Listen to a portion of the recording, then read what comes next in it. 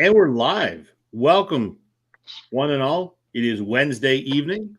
As usual, I'm here in my basement, and I'm joined by my regular cohorts, Daryl from Northern Vinyl Guy and Racer Joe. How you guys doing?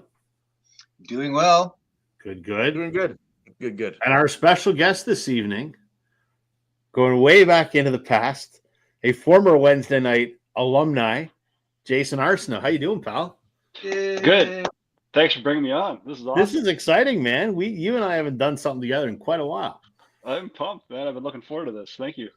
You just walked away from YouTube like you're better than the rest of us or something? I just can't organize my life as well as you guys can. That's all. Oh, maybe we don't have a life. Who knows? Yeah. I think it's more so that, and it really is just this 2 hours on Wednesday evening that we have to get our shit together. But collectively, we do it. We do it every week anyway, so far. So exactly. Greetings, Canadian VC friends, and welcome, FVA. How you doing, sir? FVA. We got to have FVA on as a guest one of these days. We do. If you're interested, man, let me know. We'll do it. We'll do it one of these weeks. We'd love to have you on, man. Yeah. How's everybody's week going? It is cold and friggin' snowy. It's not supposed to be both. I can take the snow, I can take the cold, but today it was both. Like, what the hell? It was shit. I'll send you a picture.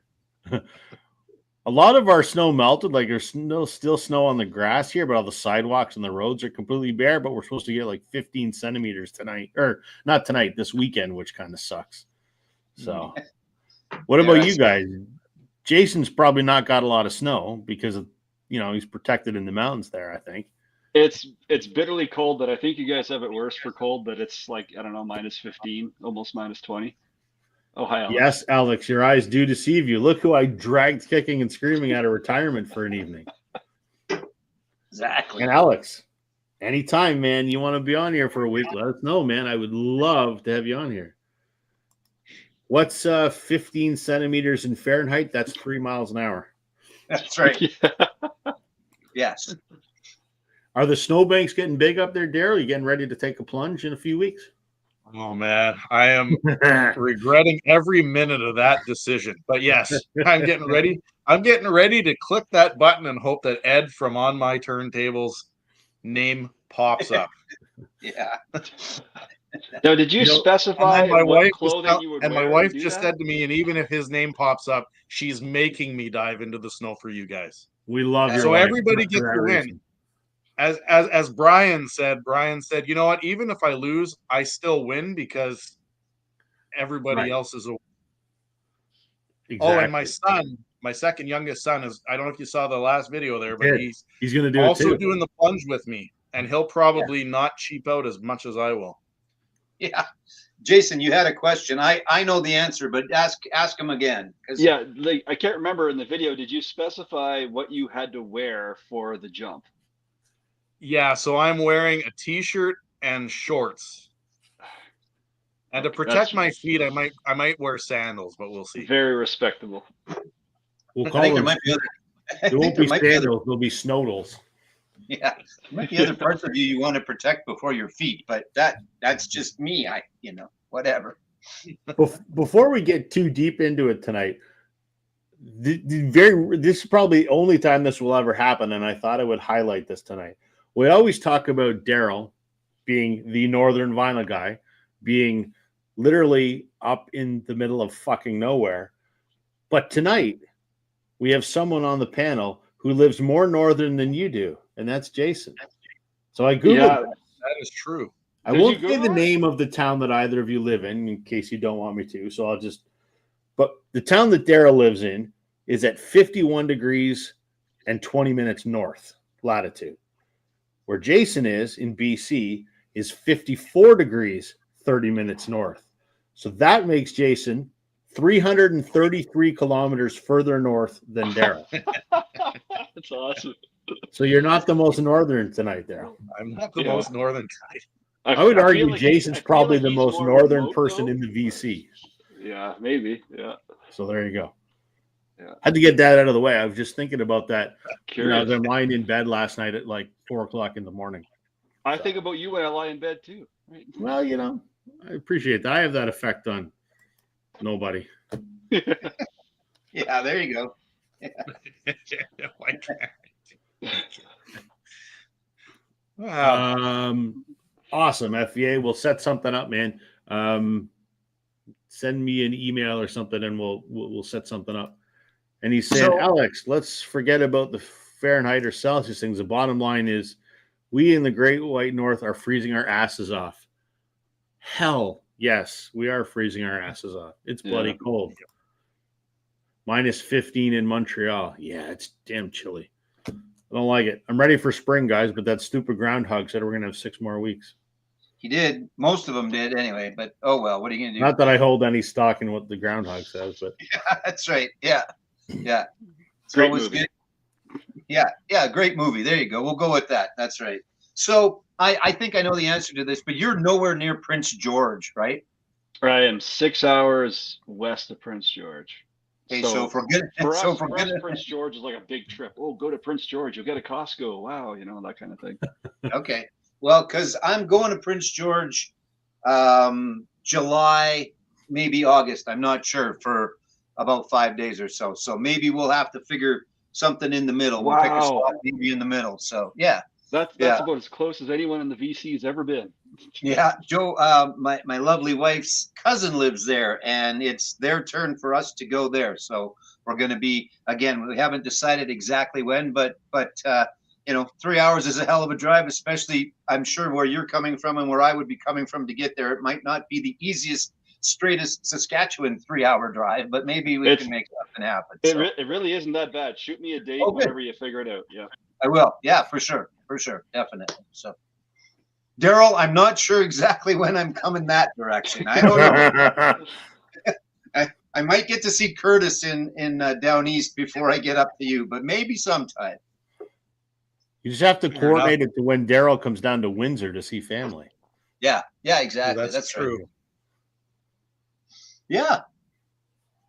There's a winter road right now. I could drive out, but I don't want to. I don't want to. I still think, we talked about this briefly. I think the train would be cool. You're using it as a form of transportation. For me, it would be a vacation, right? Like you've got something specific to go. So I think with that in mind, would it be a little more interesting if it wasn't, the one that you've done numerous times before? Yeah. Well, my wife and I have actually been on the train just alone. Somebody took the kids for a while. It's much easier to take that train without the kids or with just one of the kids. Yeah. And when you've been doing it for 20 years, it's just monotonous at that point. Right. Yeah, I get that for sure. I think because I in my mind, I took a train a long time ago, and train travel I think would be enjoyable. Again, if it wasn't just to get from A to B. I mean, it would be to get from A to B, but it would be to come and see, and it would be a vacationing type of thing. Like driving 9 hours last year or 2 years ago when we went down east, 9 hours in a day was nothing because it was all brand new and it was cool and I enjoyed it. So, yeah. Yeah, there's actually 3 points on the ride up that tourists, especially there's a big long bridge that that the train crosses. And everybody, even locals, still are fascinated. They take pictures of it and all this kind of stuff every time we cross it. Cool. And there's a big dam that you go by too that if you take it in the spring or the summer, it's pretty neat to see. Well, that's great because I plan to travel Canada much more. Not that I wasn't before, but now it's going to be a lot more traveling in Canada when I go traveling around. So. Good for you. That's awesome. My folks just did the train thing. It was their bucket list thing from Halifax to Toronto, where my sister is. And that's it's a bit of it. Like it's not fast. No, you're not doing it. You're not doing it because of the speed. It's because of like exactly what Joe's talking about, the scenery and the experience of it all. And yeah, that's great. Yeah. The wife and I have on the bucket list sometime in our life, we're either going to take the Rocky Mountaineer or we're going to take the Great Canadian from Toronto to Vancouver because that would just be incredible. Yeah, it'd be great for sure. For a sec there, I thought Rob had on his bucket list that him and his wife were going to camp every provincial park in Ontario. Not a fucking chance. They might stay in some national parks at the biggest hotel that they can find within the national park. But Bingo. Hot Springs Yeah. Hotel. Yeah. I think maybe. Yeah. Yep. Banff's got some really nice hotels for you, so you're okay. I could do that. I could absolutely do that. We should talk about records, because all of this talk about traveling across Canada by train, since we're an all Canadian panel this evening, is going to bore the hell out of our American audience. So That's right. not to mention our international audience, of which there is none. So, Well, there might be. You don't know. Well, this is true. But if I look at my YouTube analytics, the percentage of people outside of, well, I do get a fair amount of people from the UK, I suppose, but beyond that, it's minuscule. Anyway, the topic for this evening, as we decided last week, is earworms. Not to be confused with RFK brainworms. Earworms are, those songs that get stuck in your head that you find yourself singing all flipping day long and drive you nuts. And I guess to further sort of drill down on that, there's those annoying songs that you hear that get stuck in your head. We're not talking about those songs you hate, like the 1877 Cars for Kids commercial, which I want to shoot my TV every time I hear it. We're talking about songs that we have in our collection, and maybe we like them, maybe we don't, but songs that we own that just get stuck in our head and we keep singing them all day long. So that's our topic for this evening. However you want to skin that cat, I suppose. So and there's good and bad. Like there's Sure. good earworms. An example of is the day you're going to a concert, the one that's stuck in your head before the show. And then I don't know about you guys, but there's always certainly one that's stuck in my head for like a week afterwards. And whether it was the best song, but there's always something, and it always sticks out to be that one that you just kind of keep playing over and over in your head after a show. So before we went live, I was telling Daryl, before even you two came on, I was telling Daryl today I watched his video that he did for Ben Rankins, and then all afternoon I was singing Daryl's theme song all afternoon for his YouTube channel. God damn it. And it's in my head right now as we speak. So exactly. That's our topic for this evening. So as always, our special guest goes first. So Jay, you got the floor, man. I didn't know that rule. Shoot. Oh yeah. Things have changed since you were here, man. Big time. Yeah. Okay, so you brought up a good point there. Is it a song I love or a song I hate? I kind of went with all these selections are songs I actually love, and definitely. It's not because they're catchy or addictive, but it's just because I love them for whatever reason that I'll get into, and that melody or whatever it is just is in my head and it won't leave my head for a number of hours at least, right? The first one I'll pick up, I spun this the other day. I didn't know much about this artist until sadly after he died. And then I was like, why don't I know more? My camera's doing that thing again. Remember it did that thing that follows me around? Anyway, so Ziggy Stardust. So this is his fifth album. This is June 1972. Mine is a Canadian, just a reissue on that whole Dynaflex plastic for anyone that cares and watches that. Glam rock type stuff that kind of called a bit of a rock opera in a sense. There's a few on this that are just like totally mind-blowing. All I knew going into Bowie was like a handful of songs, one of which was Ziggy Stardust, which is not the song I'm referencing here right now. But I want to talk about the song It Ain't Easy. That's right, Alex. I don't know how to fix it. I forget. Anyway, you have to deal with it. So It Ain't Easy, which when I was doing some research, doing my homework for Rob here, I was looking into this album, and apparently It Ain't Easy is the only song on this that wasn't written by Bowie. It's a cover from some guy named Ron Davies. Of course, I went down the rabbit hole and listened to his original version. He's more of a kind of a country-ish, and it's kind of a country bluegrass type of really, really heavy on the finger picking stuff, which is actually beautiful. But Bowie's version is just the best. And a lot of people have covered this. But It Ain't Easy on this album is it's obviously the chorus line in this case that gets me. It's just very powerful. It's super easy lyrics, and I think a lot of the earworm stuff is all about for the most part simplicity, whether it's either an easy rhythm or an easy beat, or maybe just a very simple lyrical line. At least for me, that's how it gets stuck in my head, right? I'm not too complicated a guy. So ultimately It Ain't Easy written by Ron Davies, covered by many, but made famous by Bowie on Ziggy Stardust. So yeah, 1972, Earworm. Very good. Who wants to go next? Album. Actually, I should couple comments here. See, Alex is singing your theme song, Daryl. Yeah. All right. Daryl, do you want to go next?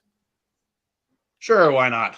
All right. So what I did for tonight's list is, I mean, I've got plenty of earworms in my collection. I decided to go with, I started just to suck up to the boss here. I started with 1978 and I ended with whatever year I ended with. So each year I go through will be an earworm from each of those years. For the most part, I enjoy every one of these songs. So I'm going to start with 1978. And it was actually when we discussed this topic, the very first song that came to mind for me. Straight up, I don't know what it is about this song. Probably because my dad liked it, and because by today's standard, I would argue it's probably got a not so PC music video anymore, or at least the way the band dresses. And that's the Village People and YMCA. Next week, I'm going to be DJing most likely a high school dance. And this particular song, not only does it have the catchy lyrics that's going to stay in your head, but as Joe was just doing, it's got the catchy dance that everybody's going to do. And every year that I DJ a dance or something, this song is always requested. I actually am more preferable to Go West by the Village People, but I prefer the Pet Shop Boys version of Go West. And I don't have that on vinyl. I only had it on CD, which was that hard orange case, which of course I got rid of all my cases. So, but yeah, this is a very, like, when you look at and getting the glare on the plastic here, but I mean, just in Canada, that guy right there would be less than PC on any, so the stereotype, native chief or whatever it is. And, but I don't know. I don't mind the song. I like it. But if I hear it on the radio, I mean, it's just, I can't get it out of my head. I know there's lots of people that definitely don't like it. It's one of the few disco songs that I can tolerate. And yeah, we'll go with Village People. Alex points out that means something different to folks in the U.S. And no, don't worry, Alex. There's no politics in this channel, so at all. That is definitely an earworm, and let's hope that doesn't stay in my head. Yeah, it's going to be in there for a little bit anyway. You weren't joining me. You weren't joining me in the choreography, man. Well, I thought the dance was this. Isn't that what that guy on TV does? No. Oh, you know who I'm talking about? That guy. Yeah, that guy. The orange fella. Yeah. Let's see here. Space Odyssey. Yes, Space Oddity. Yes, stays in your head. Record Hound says It Ain't Easy was not only covered by Long John Baldry, he named the album It Ain't Easy. So there you go. That's right. There was a lot of people. I was like, oh, I feel like an idiot. I didn't know anything about this song. I just loved it was just an earworm for me, but I'm glad I got into it. And Julie's saying love is a highway. She means life is a highway. And it just so happened to be that I'm wearing the Tom Cochran shirt here tonight. That's right. From the day that I met him. I've told that story, so I won't tell it again. There you go. Okay. Joe. Sure. All right. And I disagree with one of the statements that you made in your latest in your Beatles tag, but we can discuss that later. Which was what? I actually have no problem and really enjoyed, and especially enjoyed seeing All Together Now live. I think that's a great song. Okay, fair enough. I'm just saying it stuck out. I am surprised that no one has grilled my ass over the fact that I hate Yesterday. Well, we've already discussed that, I think, a couple of times. True. So, but yeah, like I said, I like that one. So anyway, all right. So I'm going to start. It's fine. I know. I am lost. No, lots, actually. Me too. I'm going to show a song that was performed by Mike Myers' dad in So I Married an Axe Murderer. And the piper played it so damn well that he passed out and there was a piper down This happens to be the Rod Stewart version of Do You Think I'm Sexy? But I love that scene in that movie. I love all of Mike's dad in that movie. It's a great movie, actually. If you haven't seen it, do yourself a favor and check it out. But yeah, this one right from the very start, and it got played to death. I listened to the album today. It's pretty decent. There was one other one on here. I don't think it was ever a single, but it was pretty good. What the hell? Where did it go? Ain't Love a Bitch, actually. Yeah, that's the one. So have you noticed, though, Rod had it going on so much with the ladies. He's got a brunette on the front of the album, and he's got a blonde on the back of the album. So he couldn't even keep the same woman for the fucking photo shoot. But anyway. Cultural problems. Yeah, exactly. But Do You Think I'm Sexy? Again, when the hell did this come out? 1978. So I was 12, 13 and dancing around in my basement. If I wasn't dancing around to Kiss, I was dancing around to Do You Think I'm Sexy by Rod Stewart, which are completely different things. But anyway. And now I'm singing that damn song in my head. Thanks, Joe. Oh, that's how this works. It's going to be a night of that, guys. And then I noticed when I flipped it over to show you guys that he had the brunette on the back and the blonde on the front, that I have this in this ugly friggin' paper sleeve. I have this shit sleeve. And I don't know why it was there. I'm just going to get rid of it. And look, Joe got a lot angrier since I left. I have this lovely vinyl storage solution. Yes, I know it doesn't have the logo. You can get them without the logo if you want, because these we use for the store, and then we stamp our logo on them. That's why there's no logo on this. Vinyl storage solutions, made in Canada, good Canadian company, good Canadian kids, produced in Canada as well. And if you use the promo code Northern10, you get 10% off of your completely 100% Canadian purchase. Look at that. She's all put away. And I had to cover up the blonde, but I like brunettes better anyway. There you go. Vinyl everybody. There you go. Yep. Check them out. That's awesome. Nice job. When I was in high school, there was a girl that I dated, and her brother had a whole CD collection in his basement, and he had a cover version of it. I don't know if you guys have ever heard the Revco version of Do You Think I'm Sexy, but they call them Revco because on radio play they couldn't refer to them as the Revolting Cocks. But it's a band called the Revolting Cocks. They do it. It's just so bizarre. It's one of the guys, a couple of the guys from Ministry, and they just do this friggin' weird shit on an entire album. And both of them, like that one is an earworm. Like the one that Joe has there, Rod Stewart's, is an earworm for a good reason. The Revco one is an earworm for a totally different reason. A completely different reason. Yeah, exactly. Nice. All right. I'm going to kick things off with a little bit of Tom Petty, but no, it's not Free Fallin'. What? I have had this song in my head for a week and a half at least. Mary Jane's Last Dance. My favorite Tom Petty song. But is it? Yeah. Oh, I love that song.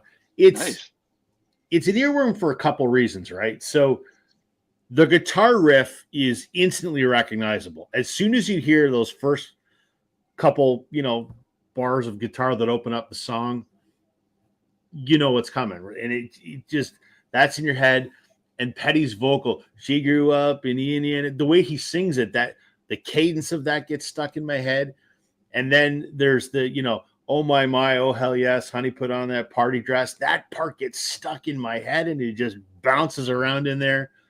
Absolutely every component of this song in one shape or form gets stuck in my head. And for a day, I'll be just hearing the guitar riff. And then another day, it's the oh my, oh hell yes part. And it just, I've always felt this way about that song since he put it out in the 90s or whenever the hell it came out.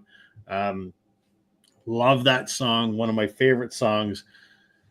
But when I listen to it, it's in here for always a couple weeks. So we're going to start off with Mary Jane's Last Dance. That's awesome. Now it's going to be in my head. I guess that's the thing tonight is like, when we leave this tonight, will everyone have someone else's song in their head? That's right. That's what my wife said to me when we were talking about her. She goes, you realize you're all going to piss each other off by getting songs stuck in each other's head, and you're going to be awake in the middle of the night cursing out the other guys. I go, yeah, that's probably what's going to happen. Yeah. Nice. It is what it is. Yep. Bob's saying, I heard a heavy metal version of the Partridge Family. I think I love you. Well, shit, the original song is an earworm for me.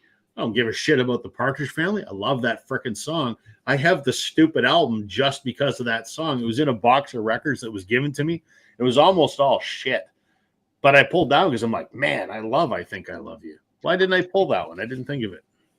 Sometimes they're just a good song. Like, yeah, knowing your taste and you knowing mine a little bit, would we have necessarily thought that falls into the category of things that we would want to listen to? But it's a great song. Yeah. It's a really good Love song. Love it. Yep. So if anyone is looking through my collection, go, why do you have the Partridge Family album? Yeah. For that song, and I got the record for free. So what do you want? Exactly. Record on saying funniest version of Do You Think I'm Sexy is by co-writer Carmen Appice. Is that how you would pronounce that? I don't know. Alex, thanks, man. Yeah, I passed the 1,500 subscriber milestone this week. Thank you, sir. Yeah, that's awesome. Which is insane. Not that I particularly watch that, but that's insanity for me to think that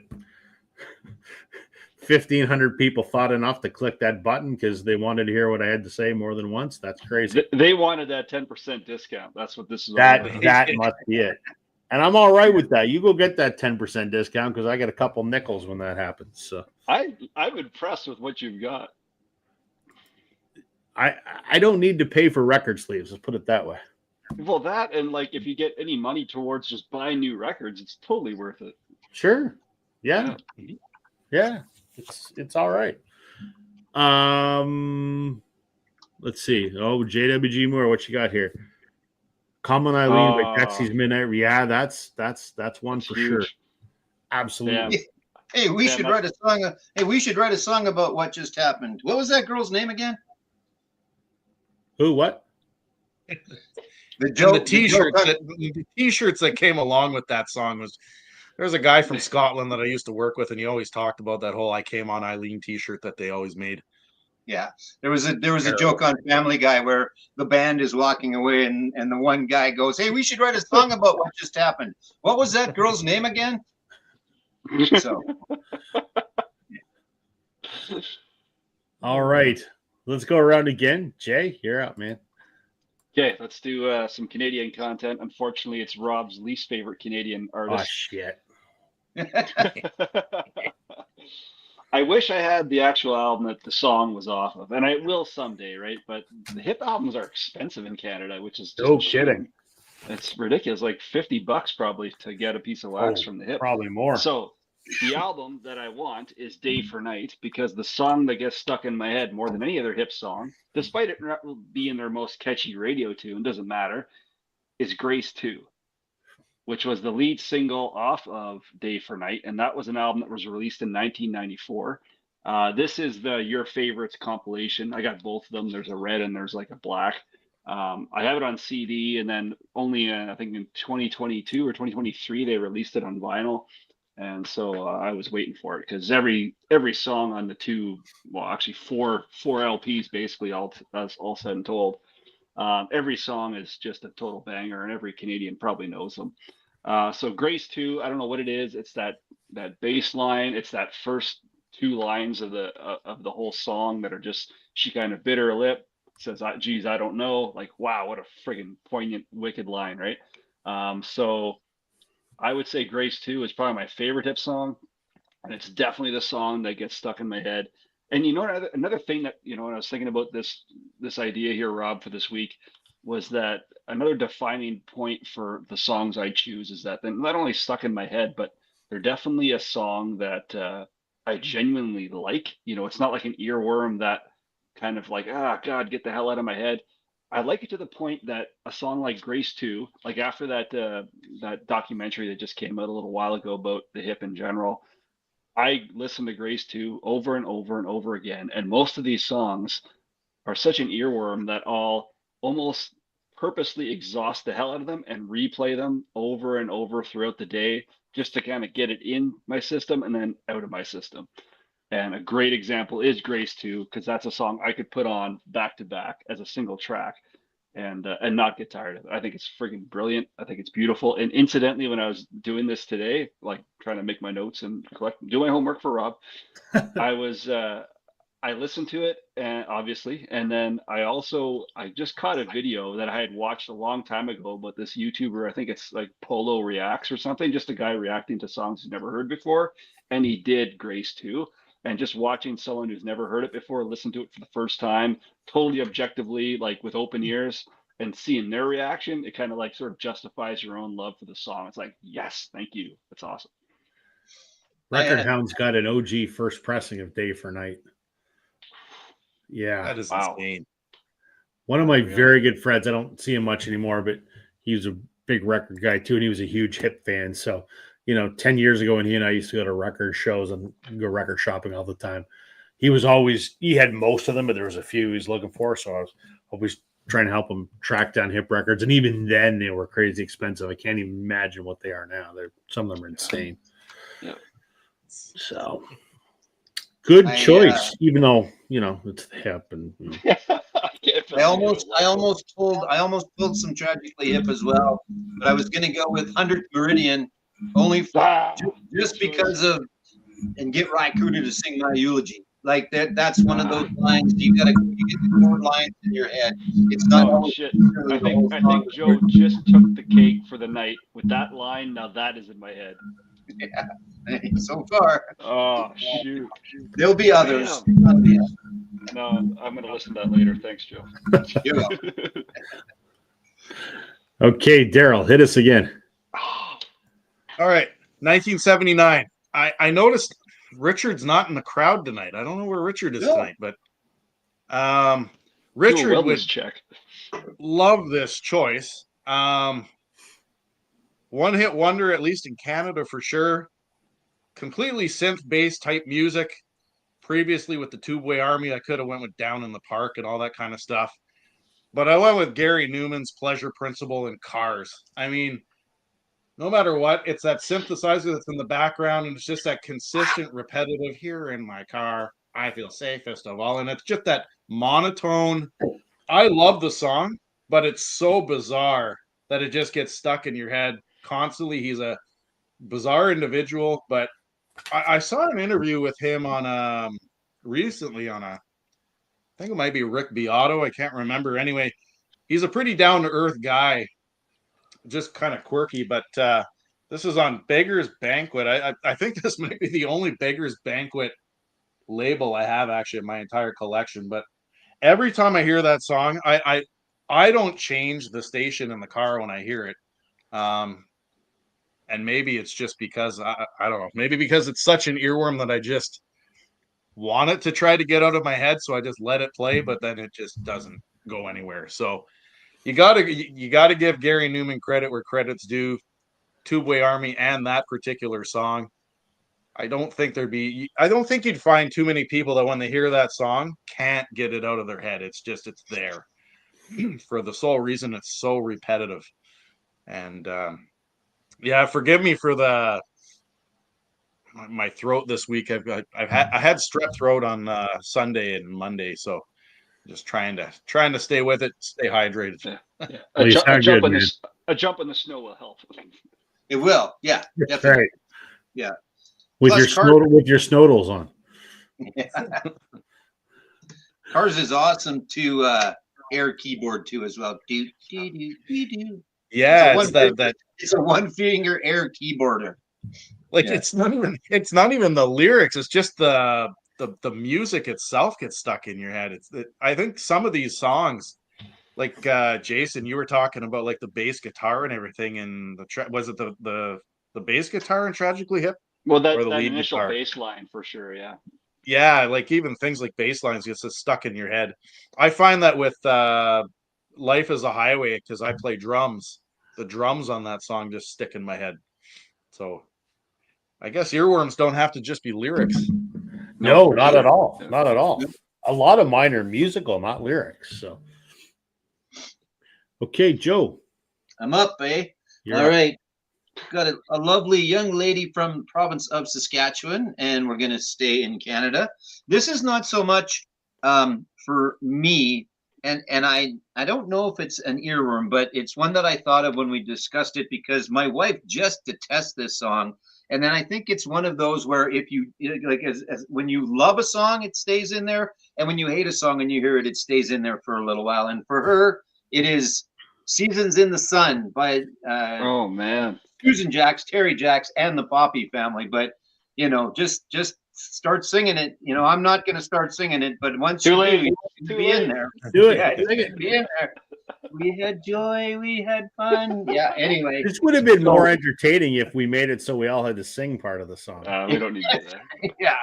I love the song. I don't have a problem with it. It's like we have a couple of songs, and I couldn't find. I thought I had the one that she starts to sing when she wants to piss me off. And then this is the one that I start to sing when I want to piss her off, which is not often, but we want to annoy each other a little bit. Hers That's for me is the Carpenters. And why does the name escape me right now? But why do birds suddenly? That's the one she starts to sing for me, and for her it's "Seasons in the Sun." Right, hon? Yep. See, she listens from upstairs when we're doing this. Every once in a while, she texts me stuff. Like she just told me to go to hell. Actually, no, she didn't. She probably thought about it, but anyway. So there you go. We got to have her on one of these weeks. We got to meet. I've asked her, and she said she will. Actually, okay. Yeah, she said she's going to come on. So not for long, like not the whole show, but she's going to come on. So she has a great story that I want her to come and tell a little bit. So that is going to happen at some point. And Excellent. My tech support guy from last week got my computer working, as you can tell, because I'm back in my normal spot. So excellent. Yeah. All right. I guess that makes it my turn, right? It does. Okay. To Daryl's point, this one's not lyrics. This is the music. Creedence off Willie and the Poor Boys. Anybody know what song I'm going to pick? Down on the corner. Bum, bum, bum, bum, bum, bum. That bass hook at the beginning of the song. Yep. Man, that just reels me in, and whole album's fantastic, and that song is great. But and Creedence is known for having great hooks for a lot of their songs, like that guitar riff at the start of "Fortunate Son," for example. One of the first things I did when I learned to play guitar was learn a lot of those CCR hooks. Couldn't play the whole song, but I could play the hook. Oh, that's Down on the Corner, or that's Proud Mary, or whatever, right? So Fogerty was great at crafting hooks, but just that simple bass riff that starts off the song, which is only something like 7 notes or something like that. You get your foot tapping, get your head bobbing, and everybody knows the words. So Down on the Corner.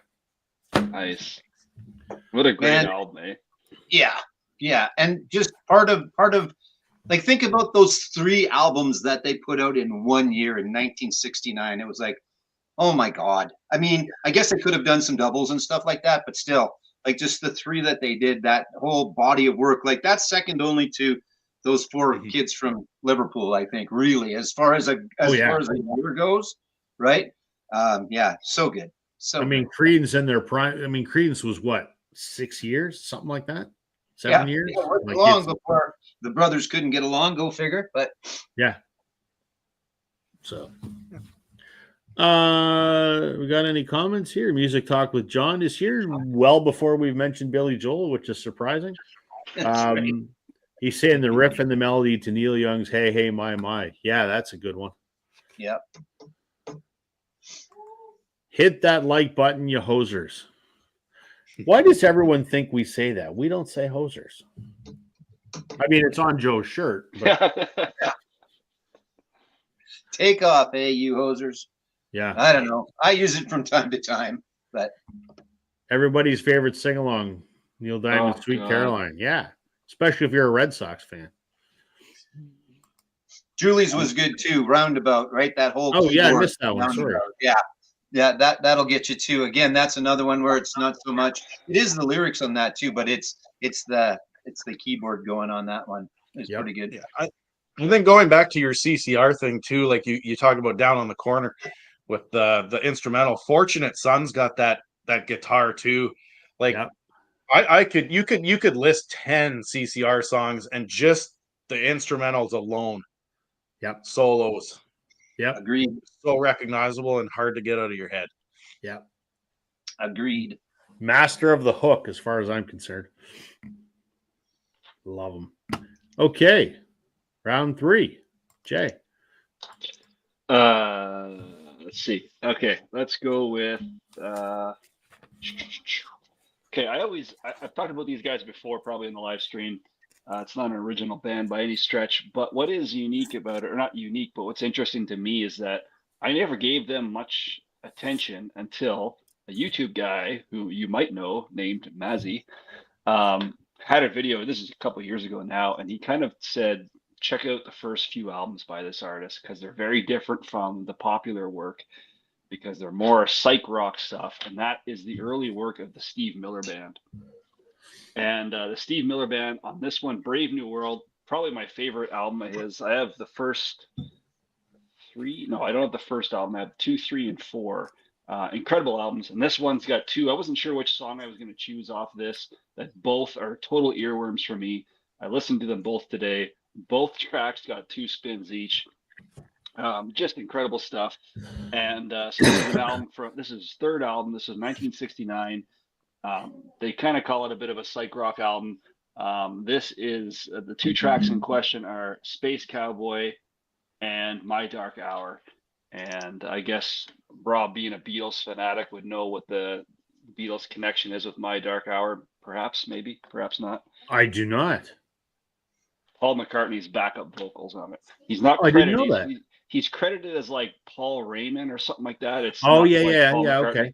Yeah. So anyway, he and in the faint background, you can totally pick up that typical Paul McCartney kind of voice.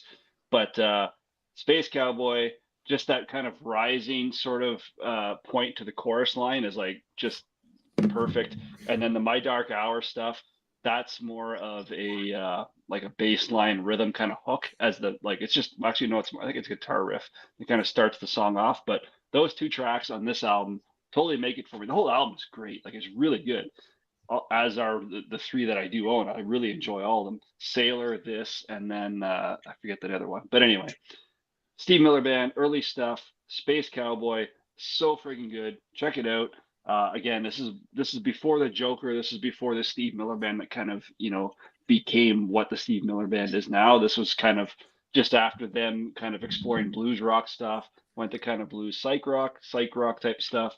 And anyway, Space Cowboy, great freaking song. 1969, Steve Miller Band. Good one. I didn't know the McCartney connection, so I learned something tonight. Damn it. Hate when that happens, eh? I know. There's no more room in here. Yeah. I was gonna mention the Joker and Abracadabra because those songs are like that too. It's just so funny. Yeah. Yeah, and then you all start thinking about Homer driving around in his car singing the Joker, right? So yeah. Nice job, Joe. Yeah. There's Inception versions of Earworms. There's the Homer Simpson version of the Earworm. That is the Steve Miller song. So yeah. Yeah. All right, Daryl. All right. 1980 was actually the hardest year for me. I don't know why. I don't have a lot of music from 1980, but I went with a band from Australia on this one. And it's different than the other Earworms. This is like slow song, make out at a dance kind of earworm music. And so I'm going with Air Supply. And there's 2 songs on this that are in question. And I don't know what it is. Every time I hear Every Woman in the World, and that guitar riff always sticks in my head. And then of course Lost in Love is just an all out of love. Like they're I don't know what it is. They're the cheesiest songs in the world, but I am not ashamed to say that I like Air Supply. I don't know. I can listen to this all day, but Every Woman in the World is the song that I mainly referring to on here. There's just something about it. I guarantee you I'll have that one stuck in my head tonight. It's just, I don't know.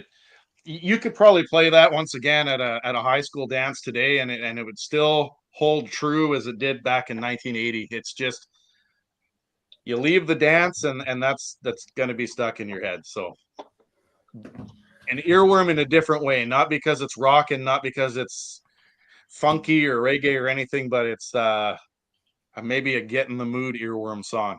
There you go. There you go. Bob makes a good point. I forgot all about this one. Yep. How could you not, right? Like, yeah. All you need is those 4 words and you're in, right? Like it's there. What the hell did a bullfrog have wine for? That's the part I never really understood. I mean, regardless of whether it was good or not, I never understood why he had wine, but that's me. Right? Yes, that's one for sure. That's a good album, actually. I think I have that album. I didn't think of that, but that's a pretty good album. There's sometimes the Wall of Voodoo. Yeah, Wall of Voodoo. Yeah. Yeah, I never thought of that either, and I have it too. Yeah. Before I forget, you guys know how many bins you have? Yeah. Because we're gonna get the people in the comments to help us out. So yes, we're doing the 1 bin challenge next week. The 1 bin challenge next week. Yeah, and if it goes over, maybe make it a monthly thing because that's maybe. all right. I like the whole put stuff away into 1 bin. Really, it's lazy. That's all it is. It's laziness. So. Well, so for the folks that are watching, what we're talking about is next week. Us 3 regulars and whomever our guest is going to be next week. The 3 of us have our records in IKEA Kallax units. So, that's divided into cubes, as you can see over Daryl's shoulder there and Joe's too. And so what we're going to do next week is someone is going to pick, for example, I have 18 cubes full of records here. So someone's going to pick number between 1 and 18, and whatever number they pull, I'm going to show records just from that cube next week. And the other guys are going to do the same. So that's our topic. So sometime over the course of the evening, before we're done, we'll get the folks in the comments to pick a cube for us. So we'll see what that's cool. See what we end up with. Good idea. Yeah. So it's really again, it's just laziness because it's just way easier to put them all back into the way same. easier to put it back. Yeah. Yeah. That's why we do soundtracks every once in a while because they all go back in the same bin. I think mine do anyway. I put them all together. Yeah. There you go. Perfect. So. All right. Joe, right? Your turn? Yes. Right. Yes. So not so much the original, but this version is probably the song that is almost always played at a wedding. And then I think afterwards probably gets stuck in your head. And that is a little Billy Idol and Mony Mony. Now there's a bunch on here that you could probably go with. But the one that I chose to go with was Mony Mony. Of course, there's the expletives that go along with it, and everybody has a good time. It is a guaranteed floor packer. If you are a DJ looking to play a song that will pack the floor, possibly at a high school dance coming up in the near future, I would recommend. Plus the bonus on here, this is Vital Idol. So this is all the extended mixes, like the Uptown mix of White Wedding. No, the shotgun mix of White Wedding. That makes sense, doesn't it? Hot in the City, the Exterminator mix. Anyway, they're always the long versions too. So it's good for either going to get a beer or going to get take a whiz. So there's your DJing tips for you, Daryl, for coming up. Play Mony Mony, although I don't know if you get away with that. I don't know if you can play that at the high school dances. Can you play that at the high school dances? Because they're going to say it whether you want them to or not. Play the Tommy James version, and there's nothing Daryl can't control if the kids start swearing. Yeah, that's true. That's true. I don't know what happened. Speaking of earworms that I know I'm going to be playing next week because I always do the Limbo Rock game. Limbo Rock is going to be played next week for sure. And that one, I guarantee you after the dance next week, Limbo Rock will be stuck in my head. It was last year. Do you know the backstory for Mony Mony, Joe? You know what it's written about? I don't. Nope. It's not about a girl named Mony. It's not, No. I think Tommy James wrote it. Did he not? Because Tommy James, yeah, I'm pretty sure he wrote it. I don't know if it's on there, but yeah, I would say. The story goes, he was in New York, and he was in his hotel room, and he looked out the window, and he saw a billboard for an insurance company called Mutual of New York. And that's where the name Mony came from. Mony came from. Well, there you go. There you go. Good. Now you learned something tonight. I did. Damn it. All right. Okay. Daryl and Jay, y'all have to come up with some form of information, or did one of you already do that? I can't remember. I've been teaching Rob all night. Yeah. That's why we don't have him on anymore, because he teaches me too much. Yeah. And he talks about the Tragically Hip. So yeah. We can't have too much of that. He can come and talk about them anytime he likes. There you go. Yeah. I'm going to do a twofer, but it's twofer on the same record. How about that? Only because this is the greatest hits, because I don't have a lot of their studio albums. I should, but I don't. Queen has 2 earworms for me. Okay, what is this? And the first one, yeah, right? Everyone knows exactly what that is? We Will Rock You. I mean, I mean, they designed that to be an earworm, right? They designed that to be, when Brian May came up with that, he wanted it to be an audience participatory number, right? So everybody knows that song, and as soon as you hear it, I know all 3 of you guys, the lyrics are going off in your head right now, right? I mean, that is it. And the other one, which I had a good laugh about the other day, is Under Pressure. Oh, I love it. Doom, doom, doom, doom, doom, doom, right? But here's the funny thing. We were in the car, and I was playing some Queen, and that came on, and my son goes, "Ice, ice, baby." Yeah. Because, listen, I don't give 2 shits about Vanilla Ice, but unfortunately, I know every fucking word to that song. And so when Ice Ice Baby happens to come on TV or whatever, I gotta sing it. My kid thinks it's hilarious, but I hadn't educated my son that came from Under Pressure, so that was kind of funny. But as soon as you hear that bass riff, most of us go to Under Pressure. Some people go to Ice Ice Baby, but either way, both of those songs. I mean, I think maybe even Bohemian Rhapsody is a earworm for me too. But We Will Rock You and Under Pressure. We Will Rock You is one of my favorite all-time songs. The only problem with it is that it is always followed by We Are the Champions. That's the only problem with it. Because that's one I don't need to hear anymore. We Will Rock You all day, not a problem. I like them both. I don't hate it, but it's one that I'm certainly sick of now. I've heard enough. Yeah, but yet again, if I've heard that, I've probably heard We Will Rock You, and I can still hear that all I want. But see, for me, if I don't hear We Are the Champions, that's kind of like hearing I don't know what. Like if you're playing, it would be like hearing Switch into Glide without the beat goes on. Yeah, yeah, I agree. So, Ryan's pointing out that Vanilla Ice had a metal album in the 90s. I remember that because I remember he went through that phase where he was like, "I don't want anything to do with Vanilla Ice. Screw that." And then he finally wisened up, and I think he kind of went, "I have the life that I have because of that stupid song." So. Yeah. It's not an earworm, Sam. It's a brilliant masterpiece, I have to say, but it's not an earworm. What's super cool is if you go and search out, they stripped away David Bowie and Freddie Mercury's vocals in Under Pressure. It's just the 2 of them, just kind of like they're singing a cappella without the music. Oh, that sounds good. It just, accentuates how good those 2 really, really were. It's a fantastic song, but it's kind of cool to hear without just hearing them kind of going back and forth. It's pretty cool. And that's funny you say that, Joe, because today, I think through Instagram, just on random on my feed, I'm getting a lot of promos for that SNL doc about all the music that they go through, and they did this really wicked compilation of a lot of songs, and I think they put the Vanilla Ice piece up against, like, right next to the Under Pressure song. It was actually like a really nice transition, but they did that. They took a lot of audio out and they just had like vocals. It was like beautiful.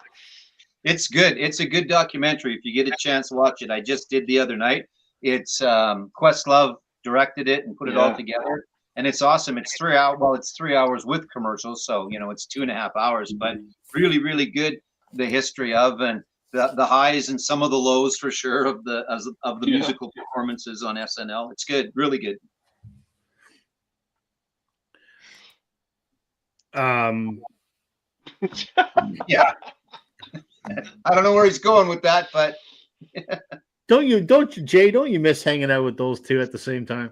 Bring him up here. Send him the link. Let's see what happens. Oh boy. We're gonna let these two flirt with each other. Yeah. And Earworm is tequila. Speaking of tequila, the Champs tequila. That's an Earworm song. Yeah, that's another one. I would say Dan. that's an earworm I don't particularly like, but it's an earworm nonetheless. I'm trying to use the phone. Yeah. All right, Jay, you're up. Okay. Now that Sam's here, I can put this up. Sam, if you're still watching. Okay.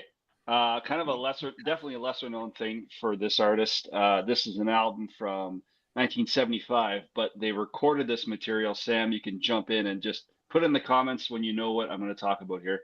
1975, it was released. I have an original US one, not that it's a big deal, I guess, for this album, but this was recorded in 1967. They took all that time to want to release it. This was when this guy, after a motorcycle accident, kind of went to his upstate New York home and just sat around, hung out, made some music, happened to befriend a whole bunch of Canadians living down the road, started recording in the basement of their place, and it's called The Basement Tapes, and it's Bob Dylan and the band. And the song that from this album, I had this on CD when I was getting into Dylan. I bought a ton of Dylan CDs, and now I'm just trying to collect as much wax as I can. But I cannot get the song $1 Million Bash out of my head. When that plays, I am all in. And the sound of this album is so great. It's like kind of like before Americana was Americana. It's very rootsy. It's very simple. And it's interesting, like when it was released in 75, it feels like it would probably sound like some rootsy stuff from 75, but this was 67. This is the summer of love. This was like psychedelia. And this is guys just genuinely wicked musicians jamming in a basement.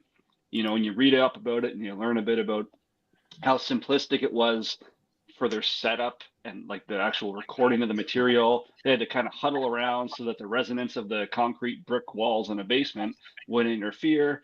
So it was a really, like, I don't know, like to me, this is the perfect sounding album for who these artists are and what they were. It's very simple stuff, very laid back. You know, you're talking about a guy like Dylan who was at the peak of his powers, who didn't like the attention, wanted to mellow out, wanted to relax, and he gets together with his buddies and they just jam in a basement and they throw music out there and they record over 100 songs. Only so many are on this album, but again, just $1 Million Bash.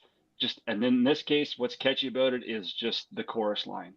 Ooh baby, ooh baby, ooh, that $1 Million Bash. It's so freaking good, and it's so simple, and it's just, you know, and of course the band. I don't need to tell you guys how great every artist in the band is, right?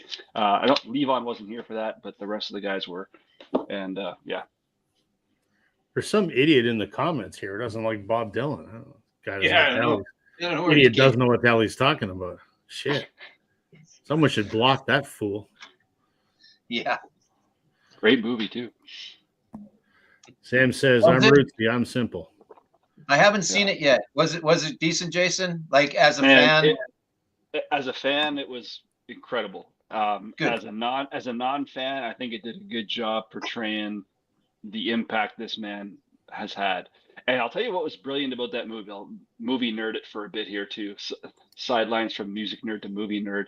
They could have really screwed that movie up by, you know, blowing it up and examining the culture of the times, but they like held a strong focus on him and his little entourage of people. And I think that was the brilliance of the movie. They could have made it really stupid. They could have tried to cover too much, but they didn't. And it was really good. That's good. Yeah, I just haven't had a chance yet. So, because I'm a casual fan. I'm not a huge fan, casual fan. So I am looking forward to seeing it. So that's good. Yeah. All right. Daryl. Right.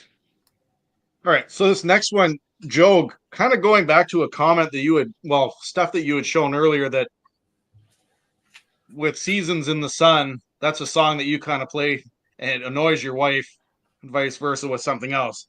When I was growing up as a kid, my dad, there was one particular song that if he wanted to really piss my mother off, this is the one I'm going to talk about. My mother hates this band. She despises this song even more. But why I'm bringing this up is it's funny. There's a younger teacher that's on my staff. His fiance is actually the VP at my school, and he heard this song come on the radio just before Christmas break, and it annoyed her so much because it got stuck in her head, and she just hates this song. So what he did is we always play music between like before school and after the lunch break just to get the kids to class and all that kind of stuff. Well, he played this song over the announcements just to tick her off. And it's Chilliwack from the I Want to Be a Star album and My Girl Gone, Gone, Gone. So for our American viewers, I don't know if you're familiar with this song, but it's just that whole gone, gone, gone. She's been gone so long. She's been gone, gone, gone so long. Nice job, Daryl. Oh. And that gets stuck in a lot of people's head. It's on the Chilliwack label, actually. They got their own label there. But just to kind of bring a story, and like I said, my dad, if this song ever came on the radio when I was young in the car, my dad would crank the volume up. And my mom would get so mad at her. She hated this song. And it would just get stuck in our heads. And I love that song. And I think the reason I like that song, not only because it's an earworm, it just brings back a memory of how my dad used to just try to annoy my mom. Oh, man. I know there was a few songs that my mom used to play. My mom used to play my dad couldn't stand some of the songs that my mom liked. I can't picture which ones, but that's the big one for my dad. But Chilliwack, I love the band. I love that album. And that song, I mean, now that I played the lyrics for you, maybe that'll get stuck in your heads. But I can't say on behalf of the international viewers here if you're going to know that song or not, but check it out. Once you hear it once or twice, it'll get stuck. That's all you need. I think you stole Joe's thunder with 100th Meridian. I think that's my new one for the night now. Oh man, that and like my Chilliwack go-to is Fly by Night. And that's a different album, I think, though. I think it's a different one than that. Man, I forgot all about that song. Damn, good job. It's not this one. This one's Lonesome Mary. So oh man, that's another one. Yeah, it's a great album. I like Chilliwack. Here's a question. I don't know if you guys get a chance. I guess, Rob, maybe you're the only one because you guys don't get to a lot of shows, at least where they are. I have seen Chilliwack probably 5 or 6 times in the last 10 years. They do not play Communication Breakdown, and that's one of my favorite Chilliwack songs. And I don't know if Bill Henderson just hates that song or what the deal is, but they never play it on the radio. That should be a rock radio staple. It's not. I never hear it. And then they never play it live, and I'm not sure why, but that has nothing to do with what we're talking about here. But I like Communication Breakdown now that you talked about Gone, Gone, Gone. So JWG Moore says Troopers raise a little hell. Yeah. I love Trooper. Big Trooper fan. I've seen them. That's not the earworm for me. The earworm for me is Boys in the Bright White Sports Car. Yep. Oh yeah. Oh man. Here they come. And the other, exactly. And the other one is Here for a Good Time, Not a Long Time. Those two songs, oh man. They were always awesome. They were always awesome to see. Yeah, they just were. It was always a good show. Ray's a great front man. They were good songs. It was always just a ton of fun. And I think that's all Trooper ever professed to be, was just a fun party band. So, and they always lived up to it. So General Hand Grenade. Oh man. Yeah. Santa Maria. Lots of stuff. The Americans watching, I think they're kind of like Cheap Trick. That's when I think of like Raise Little Hell and Here for a Good Time, Not Long, it kind of sounds like Cheap Trick to me, sort of. Yeah, a little bit. Yeah, maybe. Sure. I don't know. Good stuff. Yeah, no, just good stuff.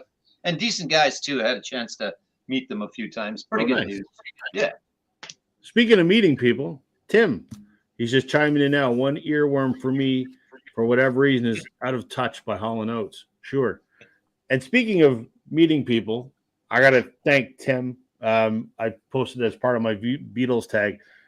Tim did me a solid and picked me up a really cool autographed album the other week. Thank you again, Tim. Check out my Beatles tag for the unboxing. That was pretty awesome of him. So, yeah, that was good. 54-40. Yeah. Yeah, even personalized was nice. It was great. Stoked. Yeah, exactly. That was the best part of it all. It's one thing to have an album, but when they personalized it for me, that was very cool. So thank you, Tim. What was the hit on that album, Rob? That was the I Go Blind, which Hootie and the Blowfish covered. Gotcha. Okay, and then there was another one. Baby Ran. Baby Ran, thank you. Ocean Pearl wasn't on that one? No, that was on Since When, I think. Okay. Ocean Pearl is on the Cabaret one. Oh, okay. Yeah. Smiling Buddha Cabaret. Yeah. Yeah. They're one of those bands that you start thinking about the hit songs that they had, and it came up because I saw them at Canada Day here last year. They played an hour and a half, and it was like, oh yeah. It was one of those. It really was, and it's just all good stuff. So we got lots of good Canadian bands, eh? We do. Yeah. So thanks, Tim. Thanking you live here. That was I really appreciate that. That was very cool of you, man. So that means it's Joe's turn. Am I right? It is correct. Oh, I haven't screwed up yet tonight. No, you're doing pretty good. Give it time. There's still an hour, so. That's right. Yeah, we got the whole back half. This is off of a K-Tel album because I don't have their album, although I probably would if I'd found it, because I like this kind of stuff. And it is The Tokens and The Lion Sleeps Tonight from this album. So I got it on a 45. Yeah, I mean, it's in movie after movie after movie. And there's more than one version, but I think they might be the original. I'm not sure, but we'll just go with that. But they're on this jukebox jive from K-Tel 25 original, 25 songs on one album. Go figure. Now they were short songs. I'll give them that at the time, but they weren't that short, I don't think, because there's lots of cool stuff on here. I Fought the Law. You could argue that that's probably one as well. Peppermint Twist. There's a lot of those dance crazes that kind of become earworms a little bit as well. But specifically, The Lion Sleeps Tonight from The Tokens off of that one. Very good. Very good. Yeah. Okay. I'm doing a threefer because they're all kind of related. So we'll start this way. This will be like a Connect 3. Let's call it that. My fantasy wife, Miss Susanna Haas. It was her birthday the other day. Right? I know. For 65 or 6, whatever she is. Holy man. I'd let her. You've been sending her cards for the last 30 years. Something like that. So this is this is a different light, which is their monster album. And of course, I mean, I love a lot of their songs, but I mean, Manic Monday, the song that Prince wrote for them, because he was also in love with Susanna Hoffs. I can't blame him. The hook in that song is a keyboard. It's, the it starts out the song and just is the refrain before every chorus. That little keyboard part gets stuck in my head, and then of course, the lyrics, and it's just a catchy song, and it doesn't hurt that it's my fantasy wife. So she can stick anything in me, including song lyrics, and we're all good with that. Jason's gonna lose his shit up there. So how that's related, this is an album by Billy Joe Armstrong called No Fun Mondays, which he recorded during the pandemic, and it has a bunch of covers, and one of them is Billy Joe Armstrong covering Manic Monday with a special guest appearance by Susanna Hoffs. So I love both of these versions. It's very true to the original, except it's Billy Joe singing it and not Susanna Hoffs. And I like it for different reasons, but it's still a great, version of that song. And there's another earworm on this album, as far as I'm concerned. There is a song called That Thing You Do, which was written by one of the guys from Fountain of Wayne, and unfortunately he died during COVID. But that was the title track to the Tom Hanks movie, That Thing You Do. We'll take the Obi off here. This is another, I love the movie. I've probably seen it 100 times with the song from this movie. It's about a fictionalized 60s one-hit wonder band called The Wonders, and their song was That Thing You Do. And it's just a very snappy, 60s flavored song. It was actually written in the 90s. So I love the version from the movie, and I also love the Billy Joe Armstrong version as well. So that's a Connect 3, if you will. So there you go. I think we're alone now, also on Billy Joe's, isn't it? I think so. On there? Yeah, it is. Which could fit the category a little bit as well. Sure. Definitely the Tiffany version, but I like the Tommy James version better. I'm a big Tommy James and the Shondells fan, but Tommy James was awesome. He had so much great stuff, man. Yeah, really, really good for sure. Yeah. Agreed. But this is a lot of fun. It's all covers, but it's great. So yeah, like it's a good rock album. But if you like Green Day, I like this too. So do you have this, Joe? I assume you probably do. Yeah, I do have it. Yeah, actually, a buddy of mine gave it to me. It was kind of cool. He goes, "You're gonna like this more than I do." So here you go. So it was good. There you go. Yeah. Let's see here. What's Tim saying? Huge brain fart. Is the Bengals Eternal Frame and Walk Like an Egyptian? Yes, they're both on that album. There were the two big hits off that. No, sorry, Eternal Flame was off the next album. Walk Like an Egyptian is on this. Eternal Flame's on the next one. So it is called No Fun Mondays. Yep. I'll make myself large again. No Fun Mondays. I don't know about Joe's version, but I don't even have this in a Vinyl Storage Solutions sleeve. Shame on me. They're in the other room. I don't know about Joe's, but mine's on this kind of yellow, blue. Is yours blue or yours black, Joe? I think it's the black vinyl. I can't remember for sure, but I believe it is. Well, there maybe blue. I better leave this out and put a Vinyl Storage Solutions inner sleeve in this. You should. VinylStorageSolutions.ca because I use the promo code Northern10. Exactly. That's a lie. I don't, but yeah, can you do that yourself? You can use your own promo code, can't you? I guess. I could, but why would I? I've got a pile of store credit there. So yeah, that's right. Yeah, that's a good album. The Billy Joe's a good album, actually. Yeah, I liked it a lot. It was just kind of he was bored during the pandemic, right? When we were all in the lockdown, so he just recorded in his home studio and put it out, and it's good. All right, Jay. Yep. Okay. For me, this is modern music, but it's actually quite old now. This is 1994, just like Day for Night. Same year I found out today. This is a 2022 reissue, and this is the third single off the album. It gets stuck in my head all the time, and I can never get enough of it. I will listen to this song back to back. I think most people like it. It is definitely their number one song when this band comes to mind for most people, and that is Black Hole Sun by Soundgarden. So I don't know what, I think I would have been in what grade was I in? Grade 8 or 9 at this time, 1994. This is like the Chris Cornell vocals on this are unbelievable. This is a great example. And there's so many songs that Soundgarden does where Cornell's vocals take center stage.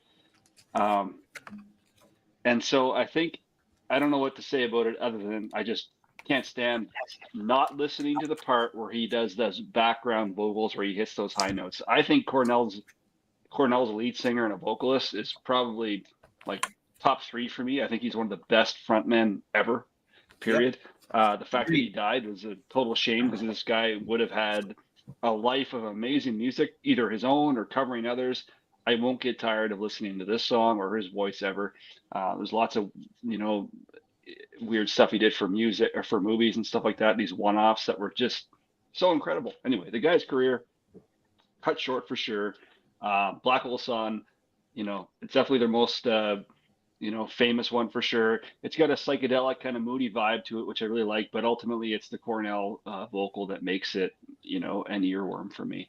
But yeah, another thing about the Beatles, Rob, when I was researching this song today, there was a lot of people out there that draw a lot of Beatle comparisons to the Black Hole Sun song, like the Lennon-esque kind of quality of it, the Harrison guitar quality of it, and the type of the drum playing is very Ringo, like they say. I don't know enough about Ringo's playing to kind of justify I can that. see that, yeah. But yeah, there was, and like multiple sources of a lot of dialogue drawing Beatles towards this, and which I didn't have a clue before. But anyway, Black Hole Sun, favorite Soundgarden song, favorite album, just unreal stuff. Love it.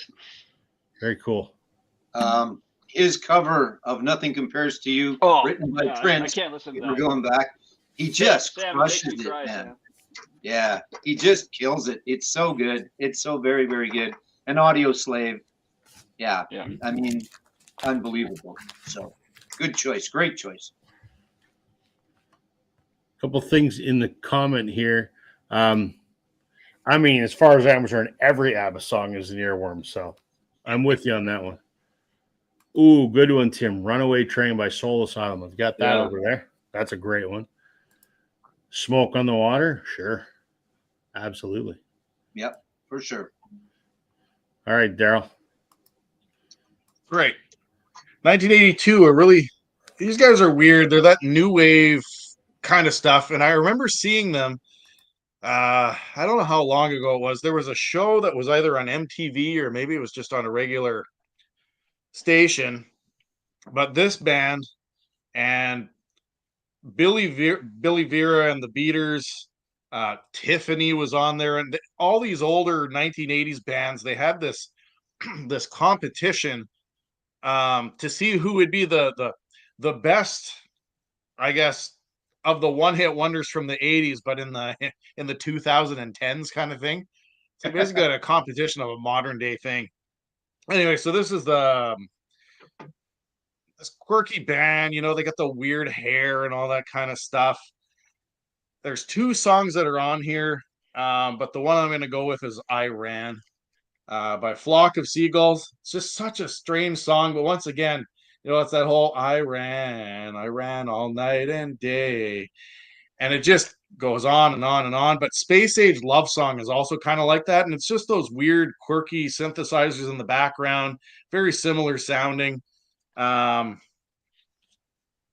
Just I wonder if the picture, so the lead singer of the band is on there, just that weird hair, you know, the frilly hair and all that kind of stuff, and just a very unique band.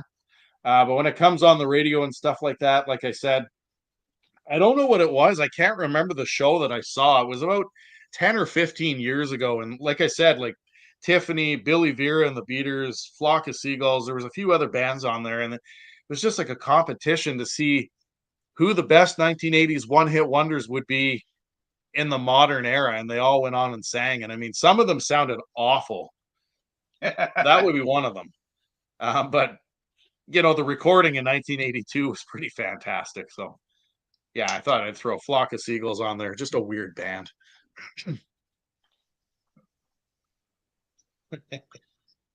His defining swoop is no longer a swoop, eh? So, yeah. Nice.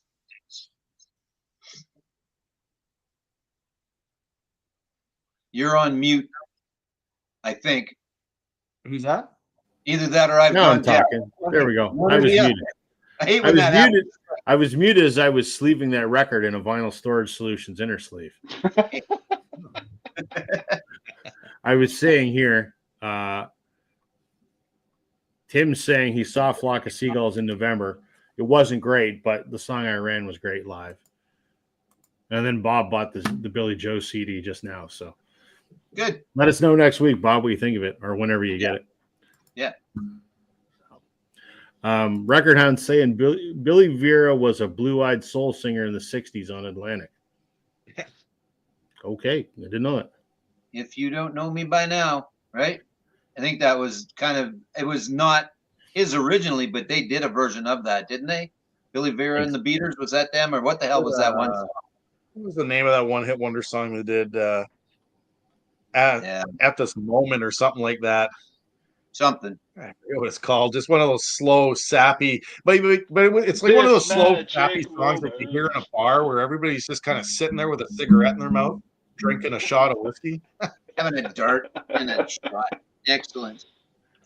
Yeah. So I know from past experience when I'm doing live streams with Jason, and he sends me a text message, that I should not read it because I end up laughing my ass off. So I don't know if I should read what you just sent me or not, no, you probably shouldn't. I've stockpiled a few memes today to try to throw you off your game, but yeah. Anyway, always when we used to do this all the time, it was Jason and Sam and Alex and I. He'd break me every week by texting me something in the middle of the live stream. So something stupid and immature. Yep. Well, that's what else do you text, right? It's not exactly. That's what it's That's the point of a phone. That's why God invented texting. Yeah. Or whatever. So yes, Bob got it at this moment. There it is. That was the Billy Vera and the Beaters. Yeah, Record Hound just said it just as you came up with it. All right, Joe, it's your turn, right? It is, yeah. And I've got a three-fer. And actually, speaking of 80s and one-hit wonders, I think, these are all going to fall into that category. But we'll start off with the ripoff that is Wild Wild West by the Escape Club. Of course, it is really Pump It Up by Elvis Costello and the Attractions. I don't know if he must have got something for that, because it's not like they sampled it. They just straight up ripped off the whole song other than the words. I assume you're laughing not necessarily at the Escape Club, but at whatever Jason sent you. So, forward it, eh? You got my number. Give me in there. What the hell? But yeah, Wild Wild West. Again, not to be confused with the much, much, much, much better version, which is Pump It Up by Elvis Costello and the Attractions. And then second in the 80s one-hit wonder category. And this is actually from a really good album. This just happens to be, I thought I'd bring out my 12-inch this evening. 12-inchers. This is the 12-inch version of it, but Frankie Goes to Hollywood and Relax. Two Tribes, you could put that in there as well. This is a really good, no, this isn't the album, but this is a really good album, actually. Welcome to the Pleasure Dome. I'm not sure if you guys would agree, disagree, if you've heard the whole thing, if you've listened to it recently or not, but it is a very good album.